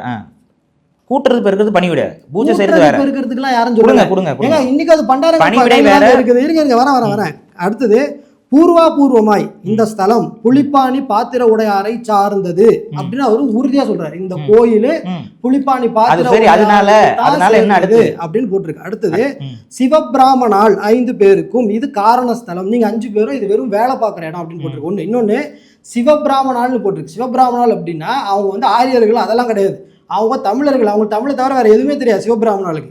2.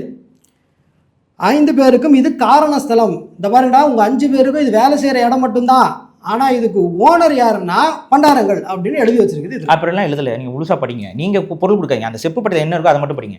நான் அதுதாங்க படிச்சுட்டு இருக்கிறேன். இடத்துல படிக்க வேண்டாம். இது முதலானதெல்லாம் என்றென்றைக்கும் பண்டாரங்கள் பணியிடை செய்து கொண்டு வரைக்கு கட்டளை இட்டு போட்டுட்டு பூர்வமா இந்த ஸ்தலம் பொலிப்பாணி பாத்திர உடையாரை சார்ந்தது. இதுக்கு நீங்களே அர்த்தம் எடுத்துங்க. சிவ பிராமணால் 5 பேருக்கும் இது காரண ஸ்தலம் ஆனபடியால் விரும நம்பி, விஜய நம்பி, வளம் நம்பி, கோசல நம்பி என்று நாமகரணம் இட்டு அவங்களுக்கு புது பேர்களையும் வச்சு சரஸ்வதி ஐயனை கலஸ்தாபிதம் பண்டிதர் என்னும் காரண பெயரிட்டு காயாசம் பஞ்சகோத்தும் தாவடமும் கொடுத்து நன்மை தின்மைகளில் புலிப்பாணி பாத்திர உடையார் ஆதீனத்திற்கு நடக்கின்ற 6 கால் பீட அபிஷேக மரியாதைகளில் சில மரியாதைகளையும் கொடுத்து அவருக்கு, அதாவது பாத்திர சுவாமிக்கு என்னென்ன மரியாதைகள்லாம் கொடுக்குறாங்களோ அதுல சில மரியாதைகளை இனிமே இவங்களுக்கும் கொடுங்க அப்படின்னு சொல்லி அப்பாயின் பண்ணிடுறாங்க. இதுல கொடுங்க தமிழர்களை வெளியே வர எங்க இருக்கு? இப்ப நீங்க சொன்னீங்கல்ல, படிச்சீங்கல்ல, இதெல்லாம் ஏன் சுகிசிவத்தோட வீடியோல படிக்கல? நீங்க இதெல்லாம் படிச்சிருந்தாங்க? படிக்கல.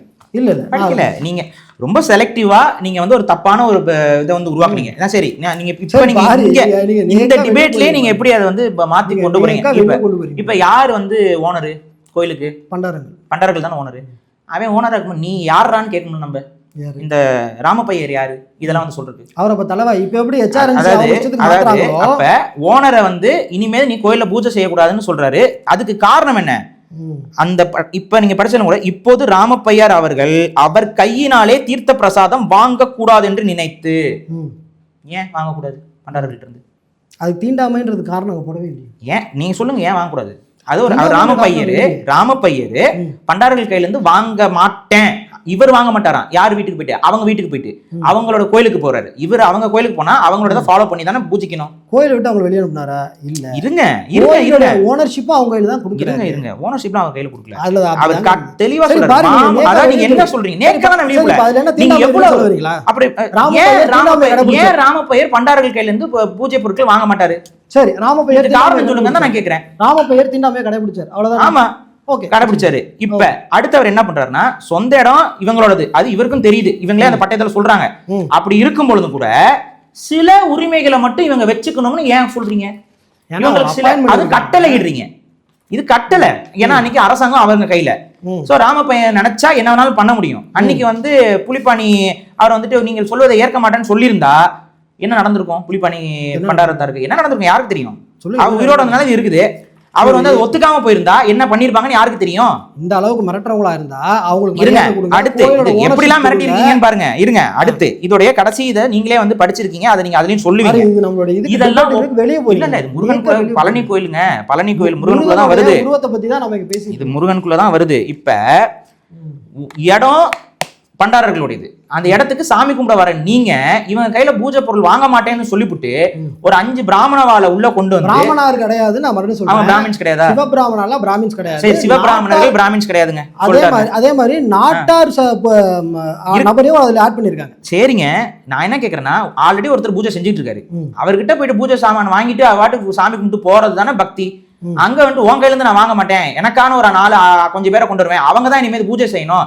ரெண்டாவது, நீங்க இங்க இருந்து பணி செய்யணும்னு கட்டளை போடுறாராம். அவன் வீட்டுல அவன் வேலை செய்யறதுக்கு நீ யாரு கட்டளை போடுறதுக்கு? பணி செய்யணும்னு போடல, அப்புறம் என்னது? அவங்களுடைய ஓனர்ஷிப் தான். நீங்க எதா இருந்தாலும் அவங்களை கேட்டுதான் செய்யணும் தான் அதுல போட்டிருக்கு. கட்டளை கேட்டு செய்யறதுக்கு சம்பளம், கேட்டு செய்யறதுக்கு எதுக்கு உங்களுக்கு சம்பளம்? உங்களுடைய நோக்கம் வந்து தீண்டாமை கடைபிடிக்கிறாங்க, கடைபிடிச்சிருக்கீங்க. ஓகே, இந்த இடத்துல ராமப்பையர் வந்து கடைபிடிச்சிருக்கிறாரு. கடைபிடிச்சு இன்னைக்கு அதுல வேற இந்த பட்டயத்தோட எண்டுல என்ன தெரியுமா? அது நீங்களே வந்து சுகிசிமன் அவர்கிட்ட சொல்லி கலாச்சிருப்பீங்க. அதாவது இந்த பட்டயத்தை ஏத்துக்கணுமா, ஏத்துக்கலைன்னா இது ஏத்துக்கிட்டா என்னன்னா, நம்ம காசியில இருக்கக்கூடிய, காசியில போயிட்டு புனிதத்தை பெறக்கூடிய நன்மை வந்து சேருமா இந்த இவங்க சொல்றதை ஏத்துக்கிட்டா? இதை ஏத்துக்கலைன்னா அதே கங்கையில போயிட்டு ஒரு காராம் பசுவை அறுத்து கொண்டா பாவம் பிடிச்சுக்குமா. என்னது இது? அப்ப வெளிப்படையாவே தீண்டாமைக்கான ஒரு ஆதாரம் இது. இந்த ஆதாரத்தை அவர் எடுத்து சொல்றாரு. அதுல அவர் சொன்ன ஒரே தவறுன்னா, அவங்க வெளியில போங்கன்னு சொல்லிட்டாரு அப்படின்னு. உங்க சொந்த வீட்டுக்கே வந்து இனிமேல் இந்த வீட்டுக்கு நீ வேலைக்காரன், உனக்கு வந்து சில மரியாதை கொடுத்துருவான், நீ வந்து கதவை திறந்து விடு, கதவை சாத்தி விடு, இந்த கூட்டுற பெருக்கெல்லாம் நீ வேலையை பார்த்துக்கோ, இது உன் கட்டளை, இனிமே பூஜை எல்லாம் இவங்க தான் பண்ணுவாங்கன்னு சொல்லிட்டு போறது எவ்வளவு பெரிய ஒரு அடாவடித்தனம். இந்த அடாவடித்தனத்தை வெளிப்படையா பண்ணிருக்காங்க. ஆனா நீங்க அதை அப்படியே மறைமாத்தி வச்சிருந்தீங்க. சுகிசேகரன் பாவம் அவரை போட்டு அடிச்சு வச்சிருந்தீங்க. அந்த திமுக காரங்களோட கை கொடுத்துட்டீங்களே. சுகி சிவத்தோட கருத்தை நீங்க மறுக்கிறது வேற. ஆனா சுகி சிவத் சொன்ன ஒரு விஷயத்தை அப்படியே ட்விஸ்ட் பண்ணி போட்டு அதுல இருக்கக்கூடிய தகவல்கள் தான் நான் சொல்றேன். ஓகேவா? அதுல இருக்க தகவல் தாங்க நானும் சொன்னேன். டாக்குமெண்ட் வேறுங்க, இந்த புக் வந்து ஆன்லைன்ல இருந்து தான் நான் எடுத்திருக்கேன், நேத்து தான் எடுத்தேன். சோ இது ஈஸியா நீங்க பார்த்து படிச்சுக்கோங்க. ஏன் மேனிபுலேஷன்? நான் அதை சரி, நான் அது மேனிபுலேட் பண்ணிருக்கீங்கல்ல. நான் மேனிபுலேட் பண்ணல. சரி, அதை மேனிபுலேட் பண்ணிருக்கீங்க. சரி, மேனிபுலேட் பண்ணல. அதுக்கு மட்டும் சொல்லிருங்க. இப்ப ராமப்பையர் ஏன் பண்டாரத்தோட கையில பூஜை வாங்கல? தீண்டாமே கடைபிடிச்சாருன்னு சொல்ல வரீங்க. ராமப்பையர் தீண்டாமை கடைபிடிச்சாருன்னு அவ்வளவுதான் விஷயம். சரியா? ஏன் அவங்கள கடைபிடிக்கிறாங்க தீண்டாமை? வாங்குனீங்க. ஏன் அவங்க தீண்டாமை கடைபிடிக்கணும் தமிழர்கள்ட்ட? தமிழர்கள்ட்ட ஏங்க அப்பாயின்மெண்ட் 5 பேர் யாருங்க? அவங்க சிவகுலத்து பிராமணர்கள். அவங்க யாரு? ஆரியர்களா? அவங்ககிட்ட தான் கேட்கணும். சொல்லுங்க. அவங்க கூட தான் ஆமா, அவங்க என்ன சொல்றாங்க? அவங்க என்ன சொல்றாங்க? தீண்டாமை கடைபிடிச்சான்னு சொன்னீங்க. அப்பாயின்மெண்ட் நான் சொல்றேன், பார்ப்பனர்கள் எல்லாம் தமிழர்கள், பறையர்ல இருந்து வந்தவர்கள். நான்லாம் பறையர்ல இருந்து வந்த சமூகம் நான். சரியா? நான் வந்து ஒரு பார்க்கக்குள்ள நத்தமானு சொல்ற சமூகத்தை சார்ந்தவன். நான் சொல்றேன், நான் பறையர் சமூகத்திலிருந்து வந்த ஒரு சமூகம். அதே போல இங்க இருக்கக்கூடிய தமிழ் பார்ப்பனர்களும் அதே பறையர் சமூகத்திலிருந்து வந்தவர்கள் தான். அதனால நம்ம எல்லாம் ஒண்ணுங்கிறேன், தீண்டாமை இருக்கக்கூடாதுங்கிறேன். இதை வந்து பார்ப்பனர் சங்கத்தை வந்து அறிவிக்க சொல்லுங்க, ஏத்துக்க சொல்லுங்க. எல்லாம் ஒரே இனம்னு ஒத்துக்க சமூகம் தான் சொன்னீங்களே, நீங்களே போய் சொல்லுங்களேன். பார்ப்பனர்கள் ஒத்துக்கணும்ல, பார்ப்பனர் ஒத்துக்கணும்ல. வாங்க ஒத்துக்கோங்க. நீங்க தானே சொன்னீங்க நாம எல்லாம் ஒண்ணு ஒத்துக்கோங்க. நாம எல்லாம் தமிழர்கள், நாம ஒரே சமூகம், நமக்குள்ள சாதி ஏற்றத்தாழ்வு கிடையாதுன்னு சொல்லுங்க. சம்பந்தமே இல்லாம வேற எங்கேயோ போயிட்டு இருக்கீங்க. ஜாதிய ஏற்றத்தாழ்வுகள் சமூகத்துல இருக்குது. நான் மறுபடியும் முருகனுக்கு நீங்க பண்ண ஒரு துரோகம் தான் அது.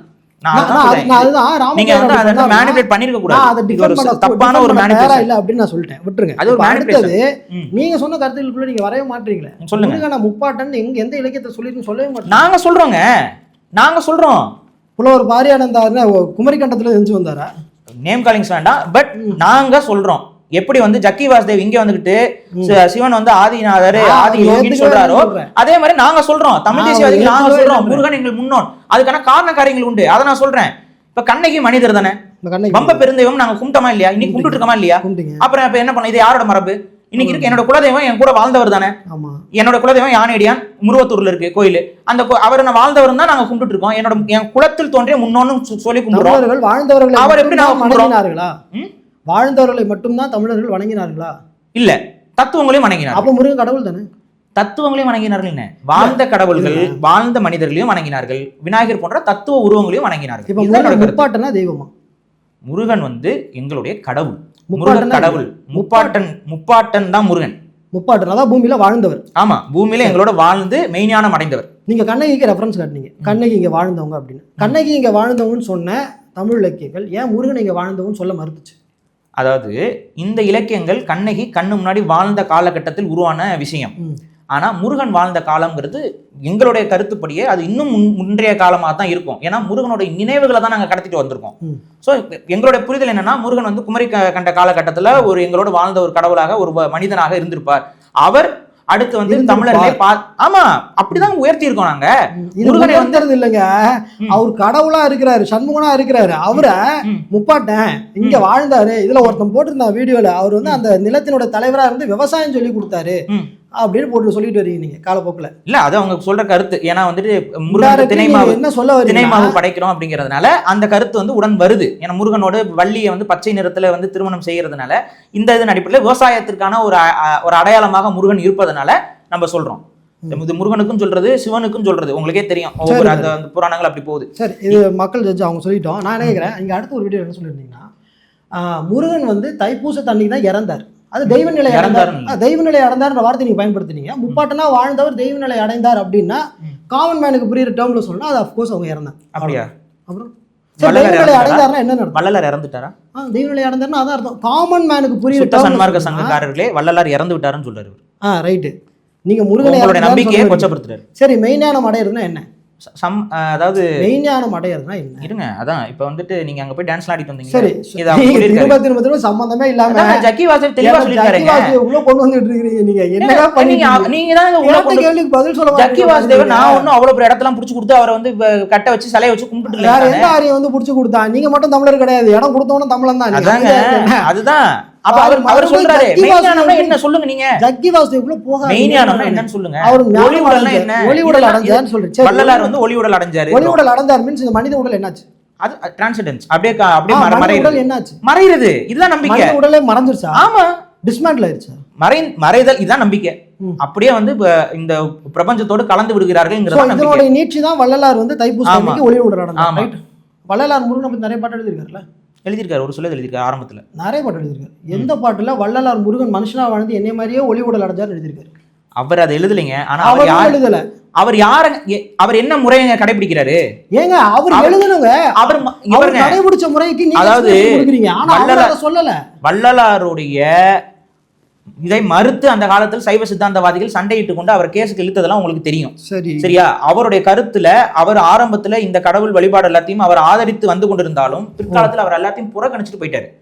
புறக்கணிச்சுட்டு அதுக்கப்புறம் வந்து பாத்தீங்கன்னா மெய்ஞானம் அடைறதா உண்மையான ஆன்மீகம்ங்கிறத அவர் வெளிப்படுத்துறாரு. அது முருகனுடைய நீட்சியை அவர் அந்த அடிப்படையில் அப்படியே நாங்க என்ன சொல்றோம், வள்ளலாரியலை நாங்கள் முழுமையாக தமிழர்களுக்கான ஒரு வழிகாட்டல், மெய்யியல் வழிகாட்டலாக நாங்க பாக்குறோம். அதே வழிகாட்டல தான் எங்களுடைய முன்னோர்கள் செய்திருப்பார்கள். சிவன் வந்து இப்ப நான் சொன்னேன் ஜக்கி வாசுதேவோட அந்த ஒரு கருத்தை நாங்கள் உடன்படுறோம் தானே சொல்றேன்.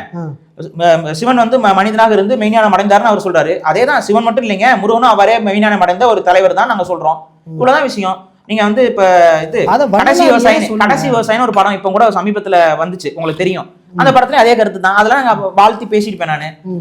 அது அந்த நம்பிக்கை எங்களோட நம்பிக்கை. இதுல என்ன உங்களுக்கு பிரச்சனை? வள்ளலார் வந்து முருகனுடைய வழியை தான் அவர் ஃபாலோ பண்ணார், ரைட்? ஆனா அதை வள்ளலார் எழுதி வைக்கல. அவர் அதுல இருந்து இங்க பாருங்க, அந்த சமயத்துக்கு அவர் ஆரம்பத்துல ஆதரவாக இருந்தாலும் பிற்காலத்துல அவர் அதை மறுத்து விட்டு போயிட்டாரு. அதை மறுத்து அவர் முழுமையான உண்மைகளை நோக்கி நகர்ந்து விட்டார். அதுதாங்க, அது வந்து முருகனுடைய வழிபாடு தான் நீங்க சொல்ல வரீங்க. அந்த தன்மை தான் எல்லா வழிபாடு சிஸ்டம் தான். முருகனோட மட்டும் இல்ல, ஆல் ஓவர் இந்தியாவிலேயே அதான் வழிபாடுங்கிறேன். அதாங்க முருகன் வந்து மெய்ஞானம் அடைந்த அதே மதத்திலே அதாங்க, சமண மதத்திலயும் அதுதாங்க, உங்க ஹிந்துயிசமும் அதுதான். எல்லா மதத்திலயும் ஒரே கோட்பாடு தான், மெய்ஞானம் அடைறது தான். ஓகே, அது நான் வரேன். சித்தமர் அதெல்லாம் நீங்களே மெடிடேட் நான் பண்ணுவேன். எதுக்கு மெடிடேட் பண்றீங்க? நான் சொல்றதை கேளுங்க. நீங்க சொல்லுங்க எதுக்கு மெடிடேட்? நீங்க அடுத்த டாபிக் ஜம்ப் ஆவீங்க பாரு. நீங்க சொல்லிருக்கீங்களா இல்லையா மெடிடேட் நான் பண்ணுவேன்? எதுக்கு மெடிடேட் பண்றீங்க? நான் மெடிடேட் நான் பண்றேன். அத எதுக்கோ பண்றேன். இல்ல ஏன் பண்றீங்கன்னு சொல்லுங்க. நீங்க அடுத்த டாபிக் நேக்கா நவுறீங்க. மெடிடேட் ஏன் பண்றீங்க? நீங்க நேக்கா அடுத்த டாபிக் நவுறீங்க. நீங்க இதுக்கு மட்டும் பதில் சொல்லிட்டு போங்களேன். அடுத்து நீங்க எதுக்கு எத்தனை இதுக்கு பதில் சொல்லிட்டு? நான் கேட்ட சங்கலித்துல கேட்ட எல்லாத்துக்கும் நீங்க அடுத்த கேள்வி தான் கேட்டு. அதாவது அப்ப நீங்க மெடிடேட் பண்றது வேஸ்ட். அது நான் பாத்துக்கிறேன். அது எனக்கும் என் ஆண்டவனுக்கும் உண்டானது. நீங்க என்ன சொல்றீங்க? வள்ளலார் பெருமான் முருகனுடைய அதே முறையை ஃபாலோ பண்ணி தான் அவரும் மெய்ஞானம் அடைஞ்சார், முருகனும் மெய்ஞானம் அடைஞ்சார் சொல்றீங்க. ஆனா திருவருட்பா எத்தனை இது வால்யூம்ஸ் இருக்கு? எங்க இந்த ஹெல்ப் ரிசர்ச் இதெல்லாம் கேட்டுட்டே இருந்தேன். என்னங்க அந்த கேமரா கொஞ்சம் திருப்பி காட்டுங்களேன். ஒருத்தர் சப்போர்ட்டுக்கு வச்சுட்டு உட்கார்ந்திருக்காருங்க இவரு. நான் உட்காரும் போது பாரிகிட்ட சொல்லிட்டு தான் எனக்கு ரெஃபரன்ஸ் காட்டு காட்டு திருப்பி அப்படியே காட்டு.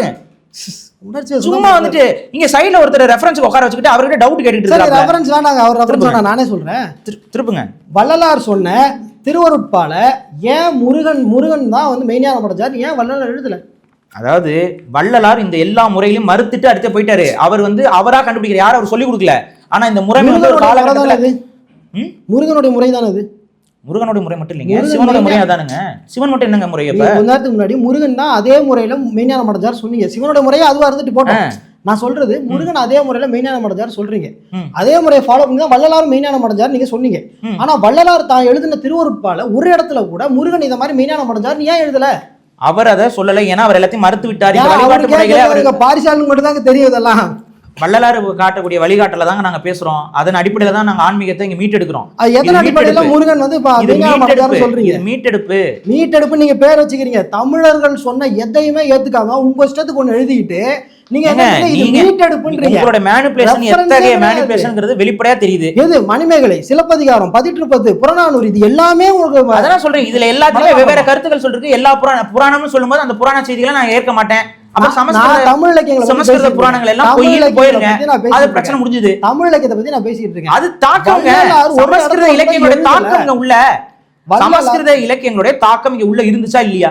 தமிழெல்லாம் முட்டா போய் சமஸ்கிருத இலக்கியத்தோட தாக்கத்தை பத்தி எழுதிட்டு இருந்தாங்க. ஆமாங்க, ஆமாங்க 2000 வருஷம் தமிழர்கள் முட்டா போய் இருந்தனாலதான் நீங்க இப்படி பேசிட்டு இருக்கீங்க.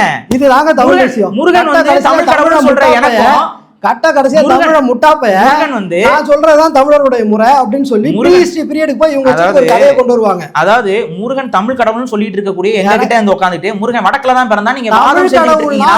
அதையும் பார்த்து கொண்டு இருக்கக்கூடிய இடத்துல தமிழ் சமூகம் இருக்குங்கன்னா நாங்க தமிழ் 100% தமிழ் கடவுள் தான். ஆனா தமிழ் கடவுள் 100% தமிழ் கடவுள் சொல்லக்கூடிய 100% தமிழ் கடவுள் வேற, நீங்க சொல்ற தமிழ் கடவுள் வேற. 100% கிடையாது. 100% தமிழ் கடவுள் சத்தமா கிடையாது. மனுஷனா பிறந்தவன் கிடையாது. 100% சிவனுக்கு மக, உமையாளுக்கு மக. இதத்தான் ராஜராஜ சோழன் ஆரம்பிச்சு சங்க இலக்கியங்கள் வரைக்கும் சொல்லுது. நீங்க சொல்றதுக்கு ரெஃபரன்ஸ் காட்டுங்க. பிற்காலத்துல சமஸ்கிருத கலப்பு ஏற்பட்டது பின்புதான் முருகன் சிவபெருமான் இதெல்லாம் குடும்பமாக இணைக்கப்படுகிறார்கள். சரி, சமஸ்கிருத காலத்துக்கு முந்தைய ரெஃபரன்ஸ் நீங்க காட்டுங்க. முந்தைய காலகட்ட ரெஃபரன்ஸ் எல்லாத்துலயும் முருகன் வந்து ஒரு அரசனாக, ஒரு போர் வீரனாக, அரசரோடு ஊமைப்படுத்த எல்லாமே சங்க இலக்கியத்துல இருக்கு. நான் டிஸ்பிளேல ஓடிக்கிட்டு இருக்க ரெஃபரன்ஸ் எல்லாம் அந்த சைடுல போய்கிட்டு இருக்குது. நான் எடிட்டிங்ல காட்டுறேன் எல்லாத்தையும். ஒண்ணுன்னா ஒரு இடத்துல கூட முருகன் அரசன், மனிதன், முப்பாட்டன் தமிழ் இலக்கியத்துல கிடையாது. எல்லா இடங்கள்லயும் முருகன் வந்து அரசர்களுடைய வீரத்திற்கும், அரசர்களுடைய போர் குணத்திற்கும், அரசர்களுடைய வீர தீர செயல்களோடும் தான் ஒப்பிடப்பட்டிருக்கிறார். ஒப்பிடப்பட்டார். அவர் மனிதராக கூறப்படல. அவர் மனிதராக மனசோட ஒப்பிடுறீங்க. அவர் ஒப்பிடப்பட்டார் சொல்றோம். இப்பவே பாத்தீங்கன்னா முருகன் மாதிரி அழகா இருக்கேன்னு சொல்றது உண்டு. அதுக்காக முருகன் மனுஷனா வாழ்ந்தார் அர்த்தம் இல்ல. நீங்க ஒப்பிட்டத்துல ஆதாரம் கொண்டு வந்து பேசிட்டு இருக்கீங்க. சரி, ஒப்பிட்ட தமிழ் சமூகம் ஏன் ஒரு இடத்துல கூட ஒரு மனுஷன் எழுதி வைக்கல? அதாவது மனிதனாக இருந்தவர்களை கடவுளா நம்ம உயர்த்திட்டோம். இப்ப நான் சொல்றேன், திரும்ப சொல்றேன், ஒரு நம்பிக்கையில உயர்த்தினதுக்கு அப்புறம் திரும்ப வந்துட்டு இவர் ஒரு மனுஷன் அப்படின்னு யாருமே சொல்ல. நீங்க சொல்றீங்க நாங்க முருகனை கடவுள் தானே சொல்றோம், தமிழ் கடவுள் தானே சொல்றோம். என்னோட வழிபாடே மனிதர்களை வழிபடுறதுதான். நீங்க தான் அபிராமிக் மதங்கள் மாதிரி எங்கேயோ வானத்துல உட்காந்துட்டு பேசிட்டு இருக்கீங்க. ஆமாங்க, நீங்க தான் மனிதர்கள். இப்ப தமிழ் மனிதனாக வாழ்ந்த முருகனை நாங்கள் கடவுளாக உயர்த்தி இன்று நாங்கள் கடவுளாகத்தான் பார்க்க. இதில் எங்களுக்கு மாற்றுக்கிறதே கிடையாது. நீங்க பாக்குறீங்க நடுகள் வழிபாடுல தொடங்கி எல்லாமே எங்களுக்கு இதுதான். எந்த தமிழர் பார்த்த ரெஃபரன்ஸ் என்ன காட்டுங்க பாரு. இப்ப நடுகள் வழிபாடு எங்களோட தான் இல்லையா? சொல்லுங்க. நடுகள் வழிபாடு ஓகே பாரு. நடுகள் வழிபாடு என்ன சொல்லுங்க, நீங்க சொல்லுங்க. நீங்க பார்த்து நடுகள் வழிபாடுக்குள்ள போய் நடுகள் வழிபாடு என்ன? அதான் நீங்க ஆரிஜின்ஸ் பேச மாட்டீங்களே. நீங்க ஆக்சுவலா நீங்க என்ன பண்றீங்க தெரியுமா? மித்தாலஜி ஒன்னு இருக்கு, ஹிஸ்டரி ஒன்னு இருக்கு. ரெண்டும் ஒண்ணு கிடையாது. ரெண்டும் ஒண்ணுதான். மித்தாலஜியும் ஹிஸ்டரியும் ஒண்ணு கிடையாது. அதெல்லாம் கிடையாது. நம்ம ஹிஸ்டாரிக்கல் ரெஃபரன்சஸ் ஒரு சில மித்தாலஜில இருந்து எடுக்கலாமே ஒழிய மித்தாலஜி அப்படியே நம்ம ஹிஸ்டரின்னு சொல்ல முடியாது. ஹிஸ்டரி ரெஃபரன்ஸ் நீங்க காட்டுங்க. ஹிஸ்டாரிக்கல் ரெஃபரன்ஸ் தான் நான் சொல்றேன். முருகனை பற்றி இருக்கக்கூடிய எல்லா பாடல்களும், சங்க இலக்கிய பாடல்களும், சங்கம் அறிவிய காலத்துக்கு முந்தைய பாடல்கள் அத்தனையும் முருகனை மன்னர்களோடும், போர் வீரத்தோடும், வீரத்தோடையும், வீர மரபுகளோடையும் வழிபடுகிறது. அதாவது ஆமா, வழிபடுகிறார்கள். குறிஞ்சி நிலத்துக்கான கடவுளாக சொல்கிறது. இது எல்லாமே முருகனுடைய அந்த பாங்கு. அதாவது நீங்க சொல்ற இன்னைக்கு வந்து இந்த சூப்பர் நேச்சுரல்ங்கிறத கடந்து இயல்பு தன்மையில கடவுளாக நாங்கள் வழிபடுகிறோம் முருகனை. இன்னைக்குமே முருகனை நாங்க இன்னொன்னு இன்னைக்குமே நிறைய பேர் இன்னைக்குமே இன்னொரு ஒரு பெரிய பிரச்சனை என்னன்னு பாத்தீங்கன்னா, முருகனுடைய உருவம் வந்து பல உருவங்கள் வந்து வட இந்தியால கிடைக்குதுங்கிறதுல எனக்கு மாற்றுக்கிறதுல கிடைக்குது. ஆனா தமிழ்நாட்டை விட வட இந்தியால அதிகமா கிடைக்குதுன்னா, முருகனை வடிவத்துக்குள் கொண்டு வரதே வந்து பாத்தீங்கன்னா தமிழர்கள் வந்து கொஞ்சம் பிற்காலத்துல தான் செய்யறாங்க. அதற்கு முன்னாடி வந்து பாத்தீங்கன்னா அருப வழிபாட்டுல தான் முருகனை நம்ம வழிபட்டு இருந்திருக்கோம். நட்சத்திரங்களை வரைஞ்சிட்டு இப்ப கதிர்காம கோயில்னா அதுக்கு ஒரு எடுத்துக்காட்டு. இலங்கையில இருக்கக்கூடிய கதிர் பாத்துருப்பீங்கன்னு நினைக்கிறேன். இப்பதான் நடுகள் வழிபாட்டுல இருந்தாருன்னு சொல்றீங்க. அப்ப அருவ வழிபாடுன்றீங்க. நட்சத்திர நடுகள்னா என்னங்க? சரி, நட்சத்திர ஆல்டர்னா என்ன? ஆல்டர் வழிபாடு கேரளால பாத்திருக்கீங்களா? கேரளால துரியோதனன் கோயில் இதெல்லாம் அது பாத்திருக்கீங்களா? அங்கெல்லாம் எந்த உருவமும் இருக்காது, ஒரு பீடம் மட்டும் தான் இருக்கும். இன்னைக்கு சுடலை மாடெல்லாம் பீடம் அப்படிதான். இதுதாங்க மரபு. எங்களுக்கு மறுக்கிறது இல்லைங்க. ஆனா அதுல முருகனை வந்து மனிதரா எந்த இடத்துல சொல்லியிருக்காங்க.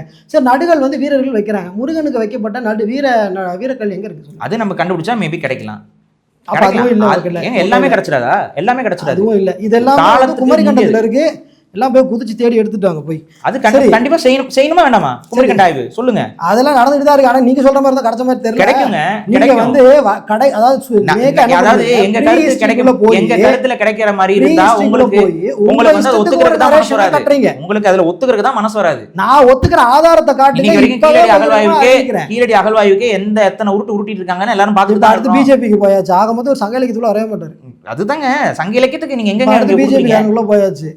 அதாவது என்னுடைய கேள்வி ரொம்ப சிம்பிள் பாரு. சங்க இலக்கியங்கள் எனக்கு இதுதான் சொல்லுங்க. சிவனுடைய மகன் முருகன், ஆளுடையருடைய மகன் விநாயகருடைய சங்க இலக்கியங்கள்ல சங்க இலக்கியத்துக்கு பிற்கால இலக்கியங்கள். சரி, சங்க இலக்கியங்கள் சொல்லுங்க. நீங்க சொல்றது நீங்க சங்க இலக்கியம் அதாவது திருமுருகாற்று படையிலையும் பரிபாடலையும் மட்டுமே திரும்ப திரும்ப நீங்க கருத்துல. சரி, நான் இன்னொரு ஆதாரம் காட்டவா? சொல்லுங்க.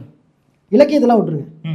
சங்க காலத்துல சாலூன் குப்பம்னு ஒரு கோயில் ஒண்ணு கிடைச்சிருக்கு. ஆமா, தெரியுமா? மகாபலிபுரம். அங்க அகழ்வாராய்ச்சி பண்ணும்போது சிவலிங்கம், விநாயகர், முருகன், கந்து கல்லால் செய்யப்பட்ட முருகன், இது எல்லாமே கிடைச்சிருக்கு. சரியா? விநாயகர் அந்த கோயிலுடைய அகழ்வாய்வுல அது 3 காலத்துல அந்த கோயில் இருந்திருக்குன்னு உங்களுக்கு 3 காலத்துல இருந்தது. ஆனா கிடைச்ச என்னென்ன காலம் சொல்லுங்க. இருங்க அது என்னென்ன காலம் சொல்லிருக்கேன் அதான் சொல்றேன். நல்லா பாத்துங்க. இதுல கிடைச்ச இந்த விநாயகர் சிலை இருக்குல்ல, இந்த சிலை வந்து சங்க காலத்து டெரகோட்டா சிலைன்னு அவங்க வந்து அபிஷியலா அறிவிச்சிருக்காங்க. அதுல நந்தி சிலை இருக்கு.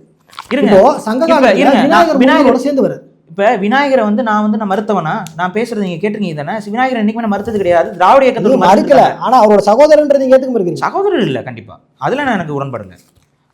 விநாயகர் வந்து தத்துவ உருவம்னு நான் தான் பலமுறை பதிவு பண்ணிட்டே தானே இருக்கிறோம். அதே போல நந்திங்கிறதுமே தத்துவ உருவம் போகர் தான். ஏத்துக்கிறீங்களா? ம்? போகர் போகர் ஏத்துக்கிறீங்களா? ஏத்துக்கிறேன்.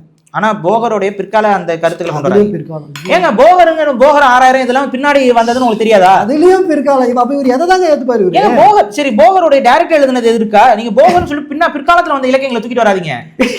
சரி, நீங்க என்ன போகர் 6000 எடுத்துட்டு வர போறீங்களா? போகர் 6000 இல்ல, போகர் சரி 7000 அதை எடுத்துட்டு வர போறீங்களா? அதுல வருதுங்க. போகர் 7000 காலம் என்ன? நீங்க சொல்லுங்க. அது பிற்காலங்க, அது போகர் எழுதுனது இல்லைங்க. அதெல்லாம் பிற்கால இதுங்க. அதெல்லாம் போகர் எழுதியது இல்ல. அது உண்மையிலே போகர் எழுதியது இல்ல. போகருடைய காலம் வேற, இது எழுதப்பட்ட காலம் வேற. போகருடைய பேர்ல எழுதினது இது. உங்களுடைய கடைசியான கருத்து. என்னுடைய கருத்து என்னன்னா, முருகன் வந்து எங்களுடைய முன்னோன். அந்த முன்னோரை நாங்கள் எப்படி பார்க்குறோம் அப்படின்னா, எப்படி வந்து கண்ணகி வந்து எங்கள் கூட வாழ்ந்த பெண்மணியாகவே இருந்தாலும், அதுக்கு ஆதாரங்கள் இருந்தாலும் அவங்கள வம்ப பெருந்தெய்வம் நாங்கள் வழிபடுறோம். அதே போல தான் முருகனையும் ஏதோ ஒரு காலகட்டத்தில் எங்களோட வாழ்ந்தவர் வருது. இருக்கே, எந்த இலக்கியத்தில்? சிலப்பதிகாரத்திலே வருது. அந்த பாட்டு சொல்லுங்க. பாட்டு எனக்கு மனப்பாடமா தெரியும். நான் ஒன்றும் சங்க இலக்கியம் படிச்சுட்டு தமிழ் சமூகத்துக்கு எதிராக பேசல ஆள் இல்ல. நான் எதிராக பேசலாம் இல்லையான்றத படிச்சுட்டு தமிழ் சமூகத்துக்கு எதிராக தான் நீங்க பதிவுகள் பண்ணிட்டே இருக்கீங்க. சரி விடுங்க, அந்த மேனிபுலேஷன் இனிமேல் மக்கள் உணர்ந்துக்குவாங்க. இப்ப எங்களுடைய வழிபாடுங்கிறது நடுகள் வழிபாடு. அந்த வழிபாட்டோடைய நீட்சியிலிருந்து தான் ஒவ்வொரு வழிபாடும் வருகிறது. அதுல சிவனும் அடக்கம், முருகனும் அடக்கம், விநாயகர்ங்கிற தத்துவங்களும் அடக்கம், அதுக்கப்புறம் சமண பௌத்த அவங்களுடைய கருத்தியல் இதெல்லாமோடு பிணைந்து தான் எங்களுடைய நம்பிக்கை என்பது இன்று கட்டமைக்கப்பட்டிருக்கிறது. ரெண்டாவது, எங்களுடைய நம்பிக்கை சமத்துவ வழிபாடு. அந்த சமத்துவ வழிபாட்டுக்கு எதிராகத்தான் இன்று இருக்கக்கூடிய மதம் என்பது கட்டமைக்கப்பட்டிருக்கு. சமத்துவ வழிபாட்டுக்கு நாங்கள் என்றுமே தயாராக இருக்கிறோம். அதாவது என்னுடைய முருகனை நான் நேரடியாக வழிபடுறதா என்னுடைய மரபு. தமிழில் வழிபடணுங்கிறது என்னுடைய மரபு. எந்த விதம் அதில் என்னாச்சும் உடன்பட்டிருக்கா உங்களுக்கு? தமிழ்ல தானே முருகனை வழிபடணும். அவர் சொல்றாரு, கேட்டுக்கோங்க தயவு செஞ்சு, தமிழில் மட்டும் முருகனை வழிபடுங்கள், அதுதான் நம்மளுடைய மரபு. அப்ப தமிழ்ல வழிபடணுங்கிறது தான் எங்களுடைய கோரிக்கை.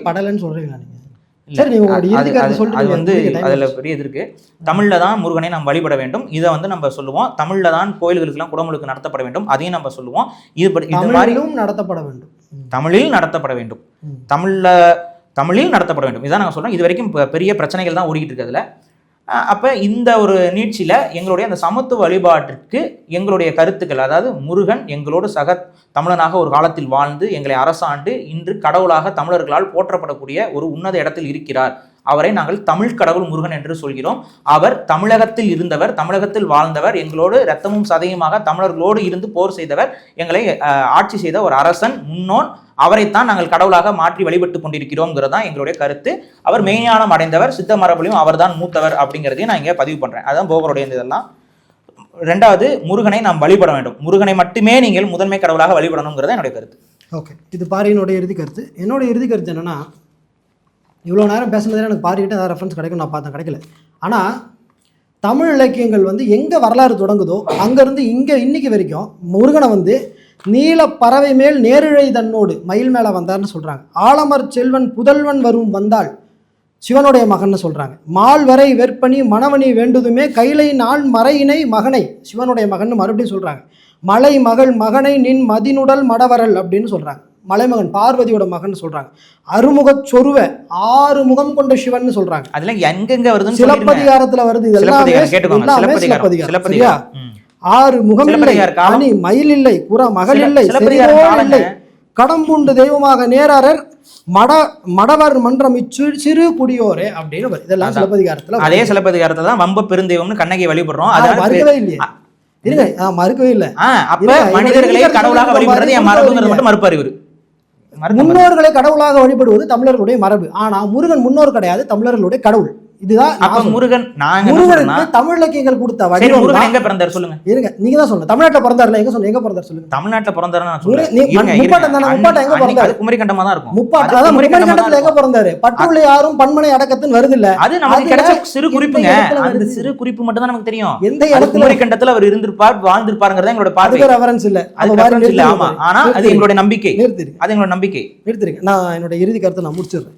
ஸோ அதனால முருகன் என்பவன் ஆறுமுகன், சிவனுக்கு மகன், பார்வதிக்கு மகன், விநாயகனுக்கு சகோதரன். இதுதான் முருகன், வள்ளி தெய்வானையுடைய கணவன். இதுதான் முருகன் சொல்லுடைய முன்னோன்.